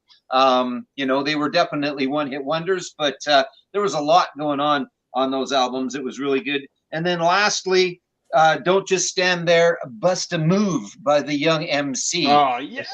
Yeah, I didn't have Funky Cold Medina, or I would have shown that as well. I thought I did, but I don't have the 12-inch version of that. I might actually have the album. I should have looked, because I love that song. And Wild Thing. Eh? Both those songs, Funky Cold Medina and that one, were on. Remember Rap Tracks? It was Rap Tracks. Yes. Rap Tracks 2 had both of those songs. That's the only reason I know them. My sister had the tape. Of course, I steal the tape and listen to those songs. But yeah. Yeah, and then I remember if memory serves me right, for some reason I think that Bust a Move was also in John Candy's Uncle Buck. I think he was in that movie. It was. Good. It was. Buck Melanoma. Here's a quarter. Go downtown and get that knot off your face. I love that. Oh, nice job, Joe. What a deep cut. He was so good, man. Candy was so good. The best. Yeah, for sure. Anyway, there you go. And then I don't have Funky Cold Medina or Wild Thing, the other Tone Loc song. So, yeah. All right. Oh man. I'm going to do a three-fer. This is Canadian content three-fer. Sorry, everybody. I know Daryl loves this album as much as I do. Oh, yeah. Right? Amanda Marshall, her self-titled album. And for me, the earworm off here is the song Dark Horse. I mean, I think it's the best song of her entire career. It's the chorus. My money's riding on this dark horse, baby. I mean, just her vocals on that song are incredible. I think the intro to that song, like the guitar and the piano at the beginning, is amazing. Yeah. So how that came about, and I know this because I saw it in an interview, and I know someone that co-wrote the song with her. They had the song done, but they didn't have the intro. And she walked into the studio one day, and whoever was playing keyboard on the album, I don't remember, was sitting at the piano, and he took whatever the opening chords were and played them as an arpeggio, which means you just take the chord and you break it up in individual notes rather than playing them all simultaneously. And she kind of went, "That's the intro for the song. Do that again." And he's like, "All right." And he did it again. And they went, "Yeah, that's the intro." So it starts with this cool, arpeggiated piano intro, and then the band kicks in, and it's a song about an underdog love story, basically, right? It's like, you two kids are too young, and you're never going to make it, but we're going to make There's a line. My favorite line in that song is might be a long shot, we might be lonely down the line. That is just that for me, it brings back to the high school days. 100%. It's one of my favorite songs of all time. I mean, there's a lot of, this whole album and the next album is amazing, but that song, Dark Horse, man, I can't rave about this album enough. There was a minor US hit in there called Birmingham. I don't think it's that great of a song, but this album is amazing. And I've said she's kind of like Sheryl Crow with some soul. So if you like Sheryl Crow, yes, Leland Sklar plays bass on this, and the guitar player is what's his name from YouTube, the session guy that played on everything. Tim. Shit. Why don't I just look up at the notes here? Where is it? Tim Pierce, very famous session player. He's got a YouTube channel where he talks about all the records he's played on, just like Leland has done. Tim's a pretty, exactly, Pierce. So it's a fantastic.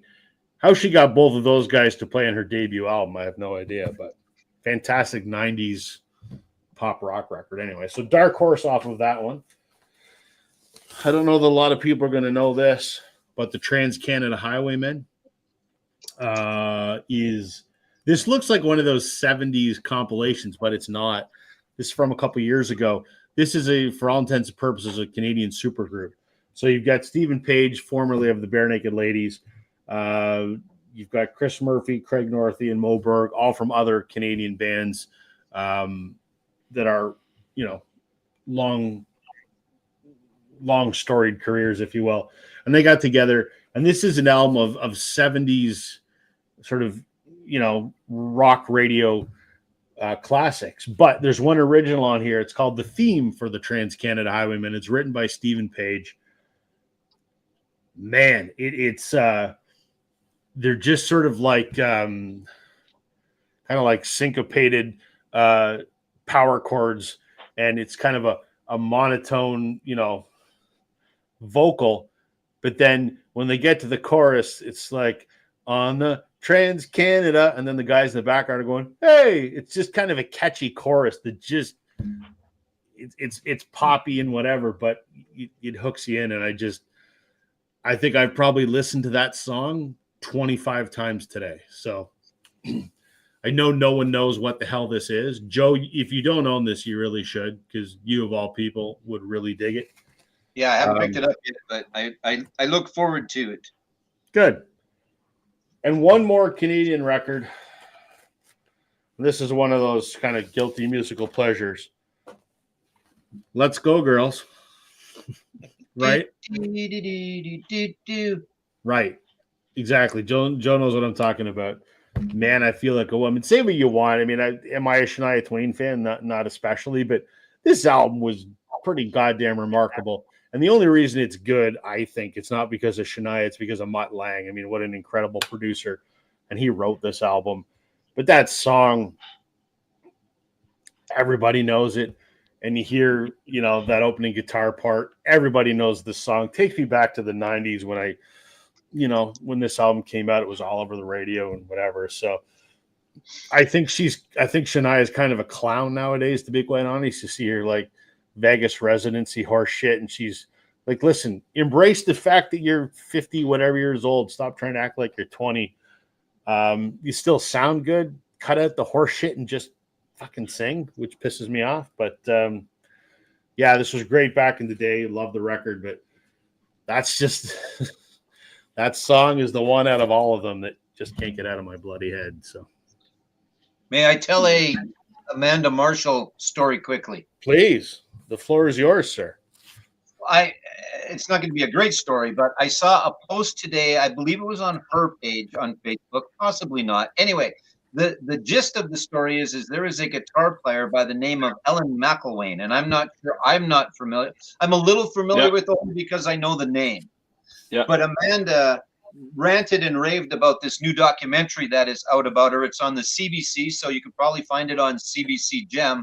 But just from what I understand, an outstanding, unbelievably great guitar player. It's called The Goddess of Slide.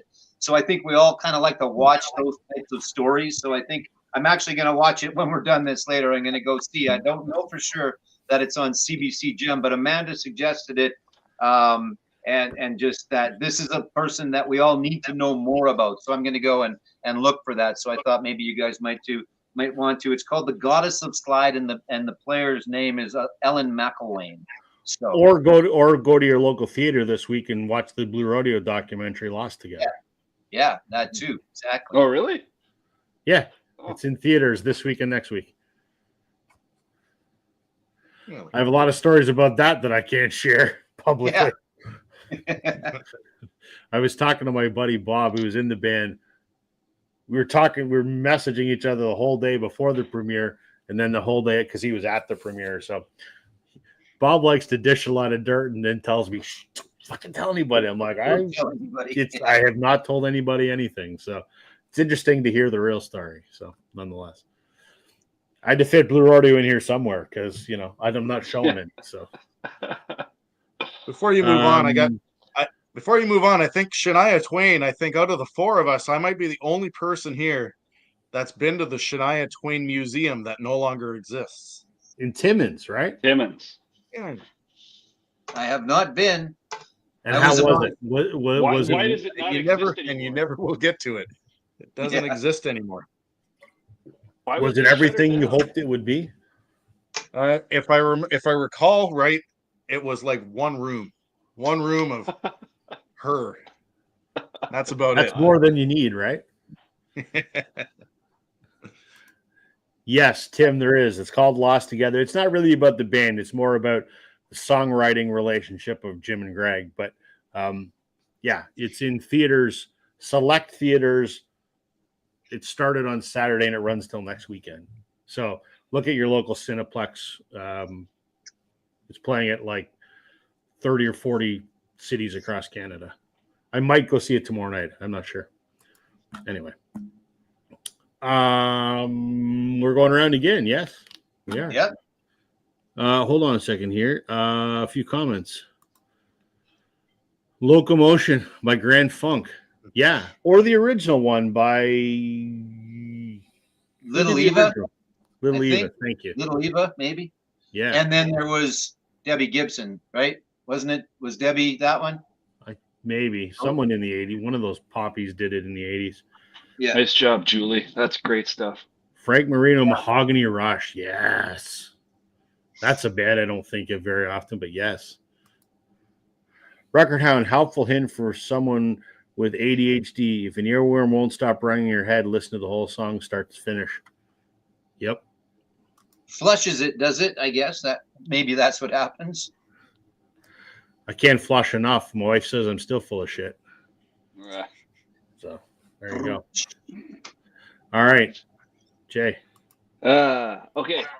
Very popular band, not their popular era, and definitely not their most popular album, but incidentally, my favorite album of this band, released in '69. Definitely an era that had a shining, the founder of the band, basically, and a very blues-oriented guy. And that guy's name is Peter Green, and Fleetwood Mac is the band. And this is my favorite Fleetwood Mac album, called Then Play On. And the song is called Oh Well. Oh Well is kind of a two-part song. Great song. The first part is very blues-driven kind of stuff, and the second part is very melodic and very ethereal sort of instrumental stuff that Peter Green did pretty much all by himself, except for some piano work by Spencer. But ultimately, Oh Well. I played this twice today. I had two different copies of it. I played them both, tried to see what the difference was. Doesn't matter. I'm not going to throw either of them out. I'll never will.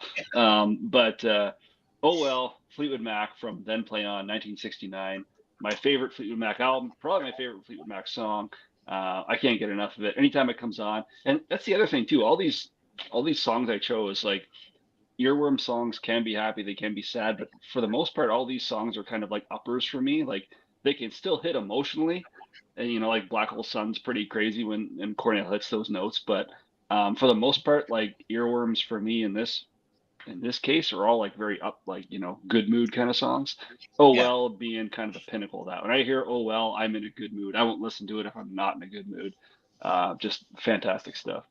That's awesome. So that's where we picked up. I don't know if you've been following along at all or not, but we picked up a big collection for the store, and there is all of that early Fleetwood Mac stuff in there. I made the joke that it's so early that Mick Fleetwood's not even in the band. It's that early Fleetwood Mac, but so I'm looking forward to bringing a couple home to test and listen, because it's definitely a band that I have not followed along as much with the early stuff. I'm more familiar with the latter stuff. It's a very different kind of band. Like it's a different altogether. Like it's a different world than Rumors. Sure.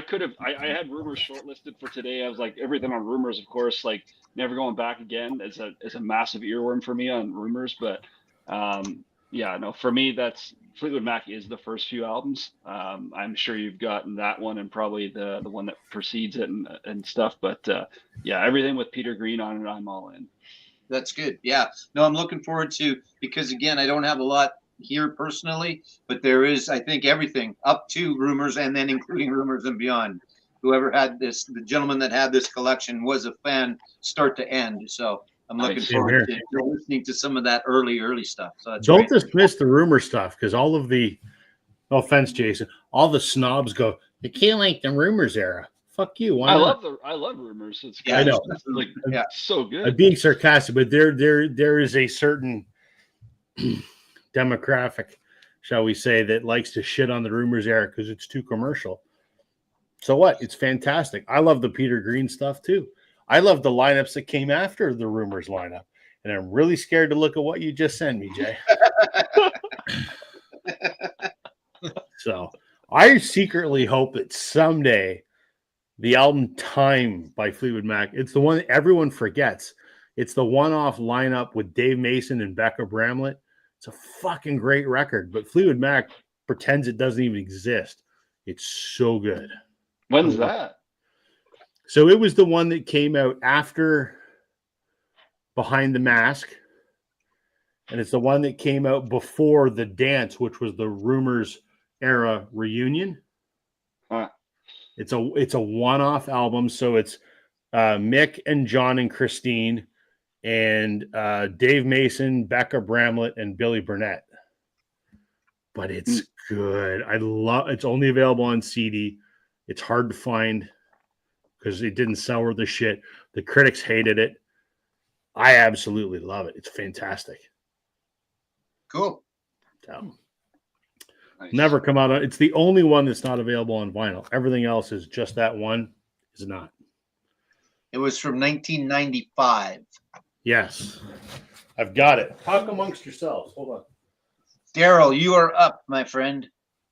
I am up. Well, what I'm going to do is I'm going to do a tic-tac-toe. I'm going to do a three because I'm a little worried I'm not going to get through all these. Yeah, you guys pulled a lot out. Yeah. Rob's got like a massive stack there still too. So that's good. So what I'm going to do is I'm going to do 1983, 1984, and 1985. I think 1985 is the big one. So to kind of preface this, when my brother saw this singer, and I think, Joe, you've talked about her too. It's the first female musician I've talked about tonight. But my brother was saying that when he went and saw her in concert, she lost it when people were taking out their phones and stuff. Apparently at the one he was at, she wouldn't allow them at all. She just said, if you're just going to play them, I don't want to be recorded or anything like that. So she basically said, I'm going to go home if you don't. But anyway, 1983, that's Cyndi Lauper. Okay. I guess he said that she just was really adamant about this, but because I don't have a placeholder, the song that I'm thinking of, yes, Girls They Want to Have Fun, is definitely an earworm song, but the one that I was thinking of the most, and I think it was only released as a single or on the soundtrack, the earworm for me by Cyndi Lauper is Goonies Are Good Enough.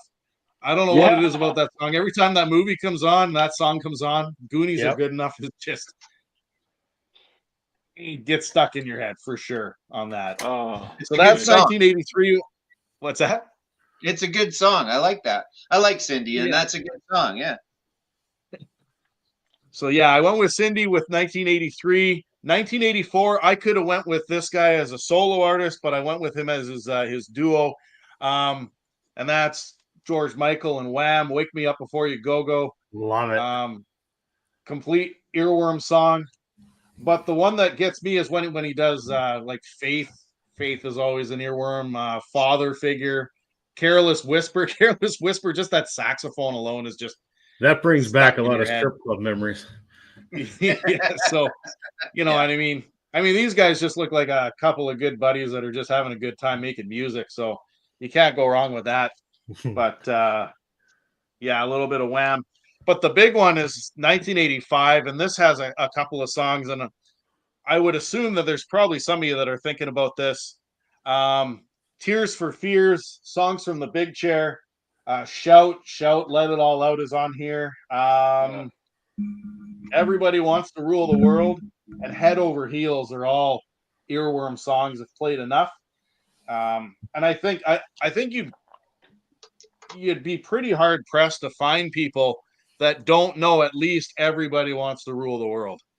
It's one of those songs that's played, and you know, going back to what you were saying, Rob, about, you know, Rumors and it being commercial. Well, I mean, this is commercial too, but who cares? Right. It's a great album. Right. And so is Rumors. Right. So why does it matter? Some of the biggest selling albums of all time for a reason. And they still are. I swear we've sold 10 copies of that album because it's in every collection, as is Rumors. And I've got another 3 copies of Rumors that are going to go out from this new one, and they'll sell. And there was 70 million versions of Rumors sold in the first place. Not 70, but it's up there. It's 50 at least, I think. So yeah, that's a great album, actually. I got to go back to Cyndi Lauper. I mean, what is all your thoughts about the Goonies? I think it's a fantastic movie. I love it. Do not get me started on the Goonies. Yeah. Love it. Hey, you guys. I love the Goonies, man. They're supposed to be making a new version. I'm not sure if it will include some of the people or not, but it will. Apparently they're all coming back. I think, Daryl, after you do your little plunge in the snow, you should get out of the snowbank and do the truffle shuffle. Hey, you guys. Cindy, that album by Cyndi Lauper, we talked about it, I think, a while ago. I brought it up for some reason, but you take away Girls Just Want to Have Fun because it's been overplayed. The rest of that album is killer, like She Bop and Time After Time, obviously, and it's just a really, really, I think it's a very, very good album, I think. So. Yeah. Just trying to think here if there's anything. He's so unusual is a pretty good song too. Inside too. Yeah, no, it's a great album. I like it. Sure. I like it. Bob brings up a good album as well. Another Tears for Fears, the Sowing the Seeds of Love. That actually is also in that collection that we came through. It's the first time I've seen it. You don't see that album very often. At least I haven't before. And it's not like it, was a 90s album that never was around or low printed, but it's not one that comes up often.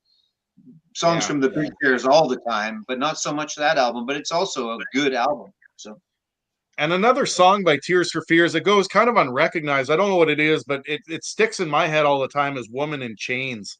I don't know what it is about that song, but anytime I hear it, it's stuck in my head for a little while. A lot of earworms by those guys. Yeah, very much so. Okay, Joe. Me. Okay.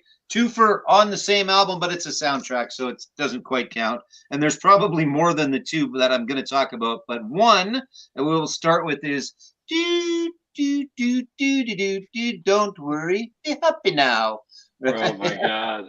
Yeah, little Bobby McFerrin. So if we were talking about parts of the instruments coming through, there are no instruments. It's all Bobby, all by himself. Mm-hmm. And it's still a fun song. I don't mind hearing that one every once in a while. I don't know if I seek it out, but if I hear it, it's always fun. But then the other one on here, at least for me, because I had to play it to death when I was DJing back in the 80s, was Kokomo. course. And it's one I never, ever, ever want to hear again. I really like the Beach Boys, but if I never hear Kokomo again, I will die a happy man. This is a pretty decent soundtrack, though.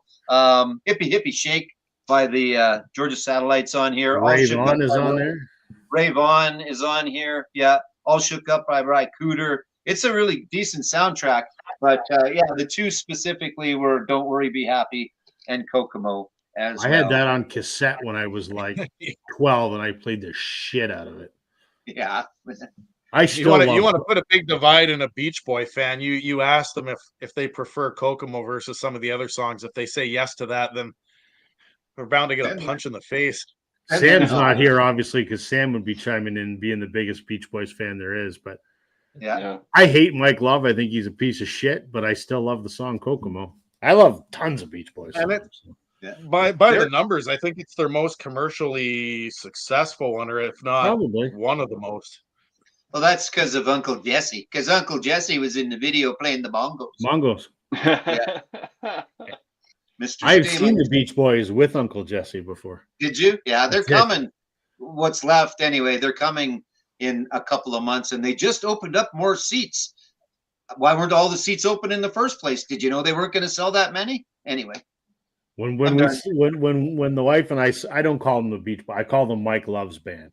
When I saw Mike Love's band at Casino Rama, the wife and I went, and we're sitting there, and I noticed that there's two drum kits on stage, and John Cowsill was the drummer at the time, and I thought to myself, "There's a second drum kit. Jesus Christ, John Stamos is here." But I didn't say anything, and he walks out on stage, and my wife just lost her mind because Yeah. And you know what? In person, he is a pretty handsome fella. So he is. He's a good-looking guy. He's charismatic and he's fun. And you know what? Mike Love's band is not. You're not there to listen to good music because it was right. And for me, the reason for sure that's an earworm, and it's one that I really don't, because people wanted to hear that constantly. It's like Sledgehammer. I love Sledgehammer and I love the album but if I never see the video for Sledgehammer ever again, because I've told this story before, but the quick version is the bar that I DJ'd in, we used videos, and everybody, whether they were there at 9 o'clock or 10 o'clock or 11 o'clock or 12 o'clock, wanted to see Sledgehammer when it was the big deal. And I obliged because they all gave me beer. So okay, I'll play that again. I don't care if I played it already. So that's why. And Kokomo falls into that because it was, it was just a fun song and people enjoyed watching the video. So. Yep. Okay, I guess my turn. You are up. Yes. I'm up. Okay, I'm going to do should I do a twofer or a threefer? How are we doing for time? I'm going to do a threefer. And they're British. How's that? Cool. Okay. Too bad Sam's not still watching. Sam would approve of this. An album that means a lot to me from the early mid-90s, definitely maybe by Oasis. There's a song in here called Supersonic. And actually, I like What's the Story Morning Glory better, but I still love this album. But Supersonic is just, as a lot of Noel Gallagher's lyrics are, they're sort of nonsensical. I'm feeling supersonic. Give me gin and tonic. You can tell me how much do you want. Like, they're just kind of nonsensical lyrics. But for whatever reason, that song I cannot get out of my head. This is the anniversary edition, but this is a limited edition.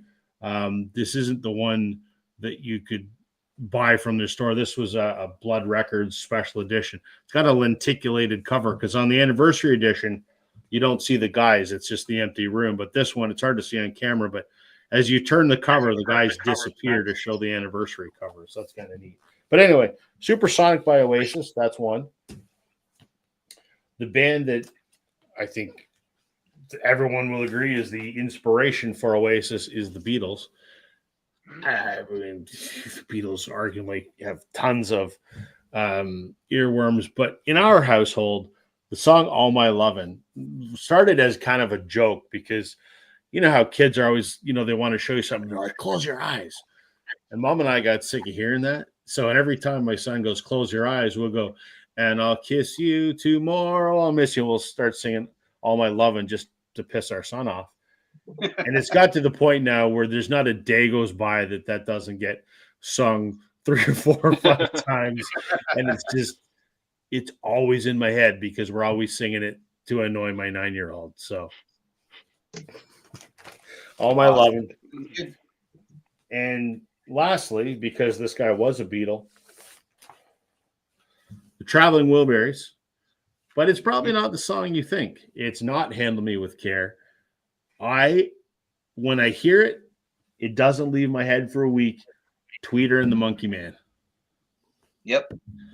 Because damn it, I also love the Headstones version too, by the way. But it's a fun song, and it's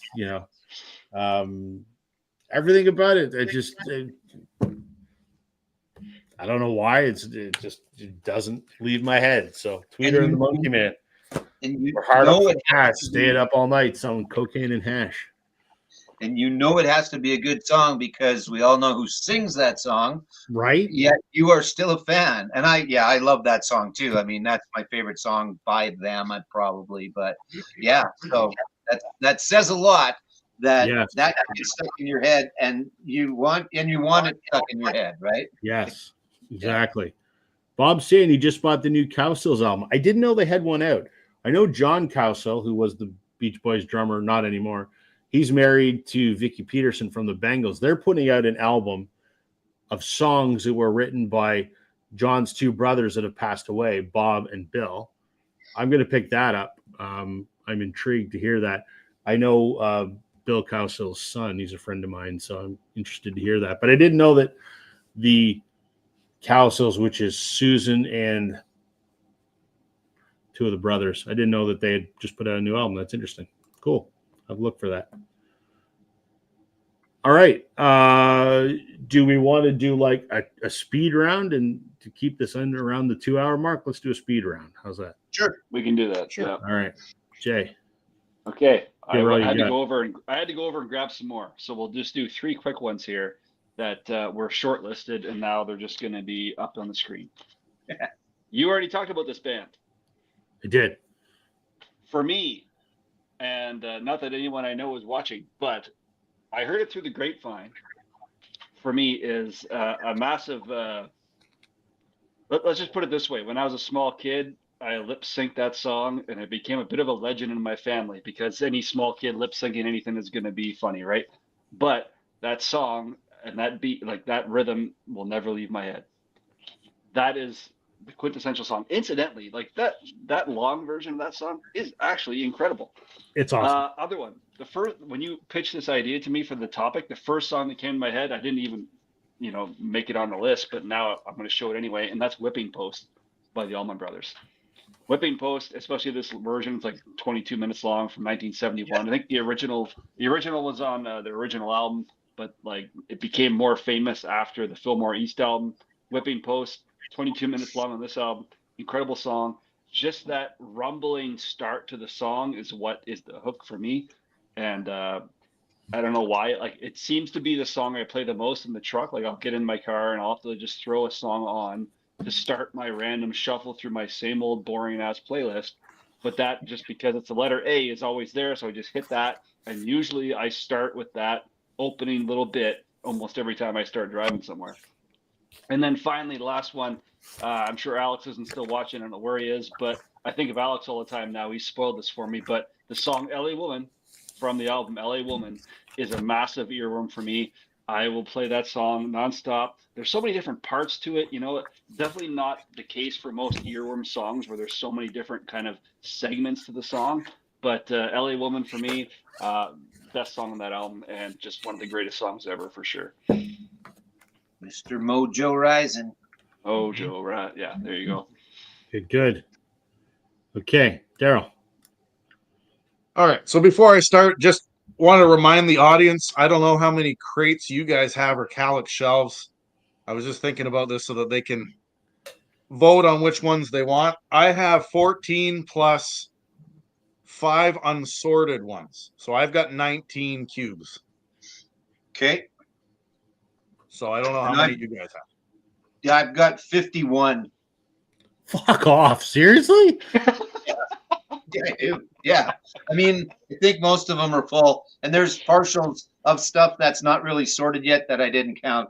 Yeah, it's a bit ridiculous, but it is what it is. Yeah, it's a bit ridiculous. It's a bit ridiculous, yeah. Rob, you said you had what, 19? 18. 18. Oh, you guys. All right, so I'm going to do this quick. Oh, go ahead. I was just going to say, okay, so Tim, pick one for Daryl between a number between 1 and, what'd you say, 14? 19. 19. Tim, pick one between 1 and 19. Bob, pick one between 1 and 18. Right? But don't pick 1 to 3 unless you want the Beatles, because that's all within 1 to 3. So well, there you go. So pick 4 to 18, and then whoever else is still watching picks something between 1 and 51.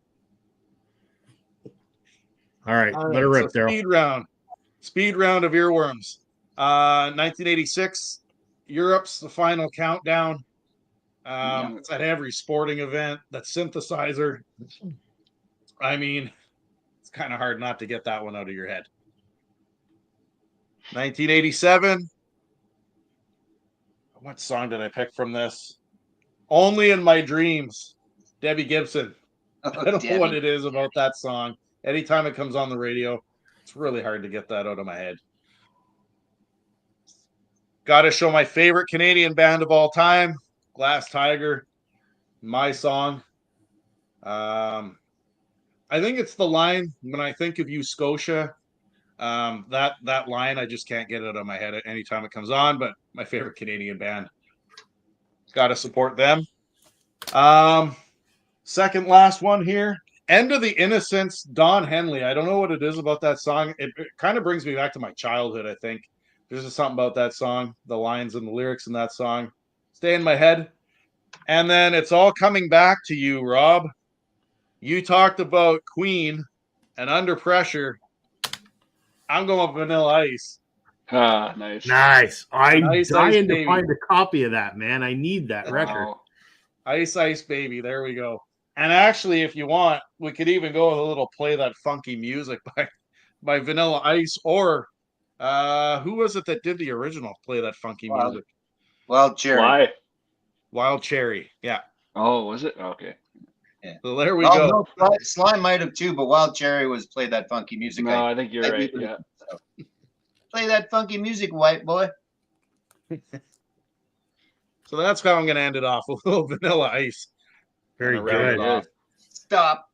If you got a problem, you'll all solve it. Check out the hook on my DJ Revolves It. Ice. My God. It's so sad that I know every word to that fucking song. It is. Makes my kid laugh his ass off. I'm gonna make a prediction and say you know almost all the lyrics to Jump Around as well. No, I don't. No? Nope. Jump up and get down. I don't think I know 2 lines of that song. Okay, speed round. All right. Go. Okay. This may surprise people because I said I'm not like a giant fan of this guy, but when I listen to him, I cannot get the song Cocaine Blues out of my head. I don't know. Not the one I would have thought, but that's good though. Right? And I also really appreciate the Joaquin Phoenix version as well. Why? I don't know. It's good. I normally show my very rare, very expensive version of this record. But I'm going to show the regular one. Rodriguez Cold Fact, the song I Wonder. And the reason it's an earworm, much like Down on the Corner, it's got like a little bass note sort of hook to it. It repeats through this whole song. It's do do do do do do do do do do do do do do through the entire song. But it's a very catchy song, and it was this first song that got me to like Rodriguez. But I think what really sort of did it when my son was, a year and a half, 2 years old, and a baby, and often cranky in car rides or whatever. When we would put this song on, he would instantly stop fussing and smile and be happy. And, this was a song that did it. So there were many car rides where the wife and I would play the song I Wonder like 25 times. So, but anyway, I still love the song, but that's probably the one that's going to be in my head all night. So, two more. We'll do this one first. No one knows this song except for Joe, so they know he's now a fan. Does this look familiar to you, Joe? It's taken over as the album that always is out on the speakers. Yeah. So I turned Joe onto this artist because she was in. I talked about her before. She was in a collection Joe just bought. And is it fair to say you've listened to this album a couple times? Yeah, a couple times. Yes, yeah. It is. Yeah, it's fantastic. It really is. So yeah. The title track off here, Little Red Boots. Since I first saw her in concert like 15 years ago, that song always, if I listen to any Lindy Ortega, whether it's this album or any of the others, Little Red Boots gets stuck in my head. And we're going to finish it off with The Boss. And not the song that you would think. It's not Born in the USA. It's the song I'm on Fire. Mm-hmm. I just, it's a simple song. There's nothing elaborate about it, but it's not necessarily even the vocals. It's just the guitar that gets stuck in my head, and I end up sort of humming it, or I end up singing it. And that's it. The one that was leading up to the first show in Winnipeg was Bobby Jean, and then he played it, and then that was the song that I continued. That was my earworm both before and after. So yeah, pretty fantastic. Yeah. So. Yep. Nice work. So. All right. Well, there we go. So did we? So we got. So for the bins for next week.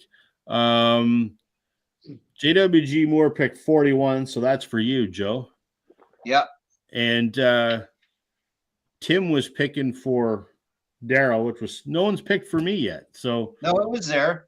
I thought there was. Oh no, there was 41, and then there was a 30, which neither works for you. Yeah, so we need one more. Yeah, was there? Sam, if you're still watching, pick or Bob, pick a number between 4 and 18, and that's the bin I'm going to pull from next week, between 4 and 18. And I didn't do my final round.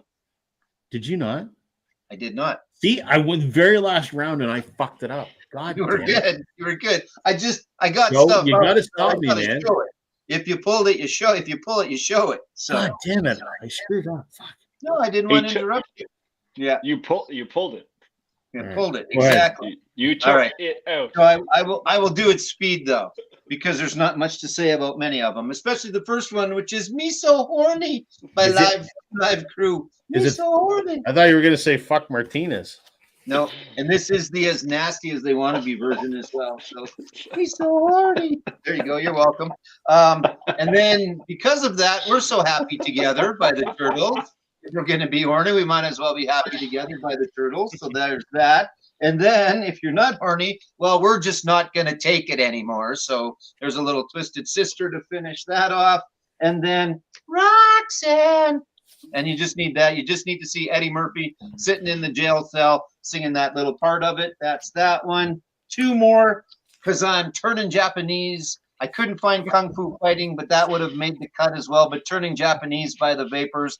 That one's been an earworm for me from back in 1980. Pardon me. It actually made it into the 80s. And the last one is, "Oh, Mickey, you're so fun. You're so fun. You blow my mind. Hey, Mickey, clap, clap." You guys didn't clap. What the hell? Let's try that again, shall we? No, let's wait. Wait for it. "Oh, Mickey, you're so fun. You're so fun. You blow my mind. Hey, Mickey. Hey, Mickey." Cool. Now I'm done. Now we're done. Now we're done. I'm very sorry that I went out of turn there, Joe. I almost made it an entire episode without screwing it up. That's why I didn't want it. That's why I didn't want to interrupt you. So, well, no, it was good. You should have. Jay, I texted you a picture, but this is the yeah. I'll look that up for sure. Let me hear. Let's do this. This is the sort of forgotten Fleetwood Mac album. It's really good. I love it. So, yeah, I played it the night my dad died. That was my. And who did you say Dave Matthews? Is that who you said? Dave Mason. Dave Mason. Okay. Dave Mason. Yeah. So, and cool. Becca Bramlett, who is the daughter of Delaney and Bonnie Bramlett. She's the lead singer. And then Billy Burnett. It's good. Wonderful. Much maligned, but I like it. All right. As we always do, we'll go around the horn once I get our picture straight here. Jay probably has nothing to share because Jay doesn't make videos anymore. No, I don't have anything to share, but I'd like to know if anyone's got a song in their head after tonight's conversation. And I'll go ahead and I'll just say that at first it was Gone So Long, which was, I think, was it a Joe mention? No, that was Daryl. It was a Daryl mention, but then Joe would have said Lonesome Mary, and I can't get that out of my head ever since you mentioned it. All right. I have Rodriguez in my head. I've got the final countdown stuck in my head. That's pretty good too. and not that any of us showed it, but when Daryl was talking about 1983, 1984, and 1985, 1984 got me to Jump by Van Halen. So there you go, which didn't make the cut, but didn't make the looking at a cut. But that's what's in my head now. So fair enough. Fair enough. Cool. So Jay, are you going to make it? You're not coming back. It's not going to happen. Too busy being a real person. I kind of want to. I got something in my mind that I might actually do this week. But I got to say, Rob, thanks so much for the invite. This has been a blast. Appreciate it. Awesome, man. I'm glad. And listen, anytime you want to just anytime, I'd love to have you. Anytime. No, I'm glad to be on the screen here with Daryl and Joe. You guys are solid dudes. Anytime we can chat, I'm all for it. Yeah, cool. No, I'm glad. I mean, all of the folks that we have on, but it's nice to have some of the original classics back on as well. And it's fantastic. Yeah, no, the alumni, exactly. Yeah, because for me, for sure. This is actually the first time I've ever met you. I know. I've never seen you before. Talk more before camera, but yeah. And for those just tuning in that didn't see the very beginning, this is a very special episode because for once, Daryl's not the most northern person on the chat. We have established that even though Daryl lives close to Santa Claus, Jason is 333 kilometers further north. So it's that's impressive. And that's not to say that he's not. That's not to say that he's not the highest. He's just not the most northern. Right. And another big difference is I got polar bear territory. He's like grizzly bear territory. Grizzly, literally in my yard a few months ago. Yes. Jason has sent me pictures in the past of a bear in his driveway, so it happens. So, Daryl, what's going on your channel? Well, because of illness, last week I had mentioned I wanted to get that that world vinyl tag done. I'm going to try to do it. There's 2 questions on it though that I'm really struggling with. Anything to do with the Middle East or Asia is a tough one for me because I don't have much.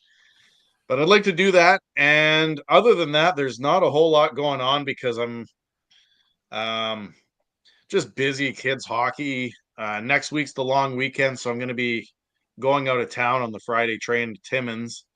And next week I'm DJing a dance on Thursday. So yeah, it's more personal stuff than it is my channel for now. But like I said, I want to try to get that particular vinyl tag done. I know everybody's vinyl tagged out, but that was one that kind of appealed to me. So other than that, not a whole lot going on around here. And prepping my mind for diving in a snowbank. That's everything. But speaking of that, I mean, there's still a few weeks left of this contest, right? February what is it? Valentine's Day weekend there. So next weekend is when it officially ends. So if you have not entered the contest, feel free to do so. There is still lots of time. Awesome. Joe, what's going on a vinyl, the store, or on your channel? Yeah, there's been activity on both. There is activity on both. That's right. Yeah, store's good. Still working my way through that collection. I think there were 36 boxes to start with. I think I'm down to 6 left to look through, to sort through. So I have the R's to do still, and I keep holding out hope that Rodrigo is going to be in there. I'm not sure that it's going to be, but it might be. But there's been some outrageously fantastic stuff in there. And just some nice surprises for me too, and lots of run of the mill, but some really cool stuff. I went through the Beatles box the other day, and I sent you that picture, and there was some gems in there, and yeah, there's just a lot of cool stuff, and there's a lot of jazz that I am unfamiliar with, so I'm looking forward to learning a little bit more about that and picking that up. I know the big names, but I don't know. Did you spin that Cuff the Duke record yet? I did. Ooh, yeah, I enjoyed it. Yeah. Yeah, I have to give it a second go, but yeah, that, and then White Horse has been a few times. I brought home a audio file. For what it's worth, it's no different necessarily the music, but it did sound really awesome, of Sgt. Pepper's. The other day I brought that home and gave that a spin at home. Cool. Those MoFi revolvers are sealed still. I don't know if they're really sealed. Well, I don't think they're really sealed, but they're in a bag, so I'm not opening them yet, or because I want to give that a listen. What did you say you were selling those for? I think probably 2.25 is kind of that kind of going rate, and you know, which sounds ridiculous. I know that sounds ridiculous, but that's kind of going rate, and actually that's a little bit below going rate. So we're working on the point of, you know, we got to make some money back on this thing. It keeps the doors open and it buys the next collection. So we have to make some money on it. But we have always been big proponents of a fair price. So it's a matter of trying to get what we can out of it. Yeah. But how many people are you going to find to buy $225 records and in Regina? Because we like to keep it local and we like to sell to the people here. So there's that battle, right? Of you know, try and get as much for it as you can, because it's just good for everything, business, and for more collections in that. But then as well, we don't want them just to sit on a shelf. I want people to have those in their homes and enjoy it. So we have to come up with that. But I'm working on that. And then the other thing for my channel, Racer Records, I did one for Daryl, for Northern Vinyl Guy. I did that. And then I did Mike's as well. I did one for the Trillion subscription. So back with a couple in the last little while. And I'm going to try and do a few from a few here and there. Nothing too much on a regular basis. But I will definitely do more than Jason. I will go that far. I will make that statement. I will do more videos than Jason. So there you go. Yeah. And you? Well, my video last week was the Beatles tag. I mean, I'm tagged out too, but it's the Beatles, and I have a ton of Beatles, so I did it. And off the top of that, I did an unboxing of the record that I got from Tim. The signed 5440 record, which I was thrilled about. So I knew that that's what it was, because, you know, Tim and I talk often, and he mentioned that he'd pick that up. So thanks again, Tim. That was pretty cool. Next week's video, I think I'm gonna have to do one more tag. I'm tagged out, but I have not done Alex's Prague tag. And if anyone remembers my Alex's Prague tag from a year ago, stay tuned. That's all I'm gonna say. I'm gonna have fun with that one again. So yeah, that's I guess that's where it sits at the moment. So there we go. Cool. That was fun, gentlemen. Thank you. That was good. Yeah, we're all going to be cursing each other tonight when we're lying in bed and thinking of, you know, stupid earworms that are stuck in our head now because of this conversation. But it was a lot of fun. To all the folks in the comments that are watching it now and the folks that watch it later, thank you. We appreciate that you spend a little bit of time with us every week. Jason, absolute pleasure, man, to have you back as a guest. I miss doing this with you, man. So it's been a lot of fun. Anytime, man. Reach out. I'm around. Thank you very much for this. And you only made me lose my shit like 3 times, and I know that I shouldn't read text. I should do better. Live. You're right. Yeah. But, you know, I said to myself, I'm not going to laugh at this one, and I did anyway. So nice. So that's it for this week, folks. As always, we'll be back next Wednesday. Check out Joe at Racer Records and On a Vinyl, Daryl at Northern Vinyl Guy. Jason, thanks. We'll see everybody next week. We're going to do the 1 bin challenge. We've got our assignments. We're going to pull from the 1 bin that you, the viewers, have picked, and we'll see what comes out of it. So certainly one thing, it'll make it easier for us to put the records away after next week's live stream. That's all it's about. Yeah, it might not be the most interesting show, but it's going to be the fastest put away one at the end for sure. So I tend to have, if there's an artist I like, I tend to have a lot or everything of their collection. So hopefully the bin that I pull from is maybe not like my Fleetwood Mac bin where I have like 40 Fleetwood Mac records. So we'll see. Make it whatever you want. Yep. That'll do it. We'll see everybody again next week. Have a good night, everybody. Thank you, everybody. Bye, guys. Thank you.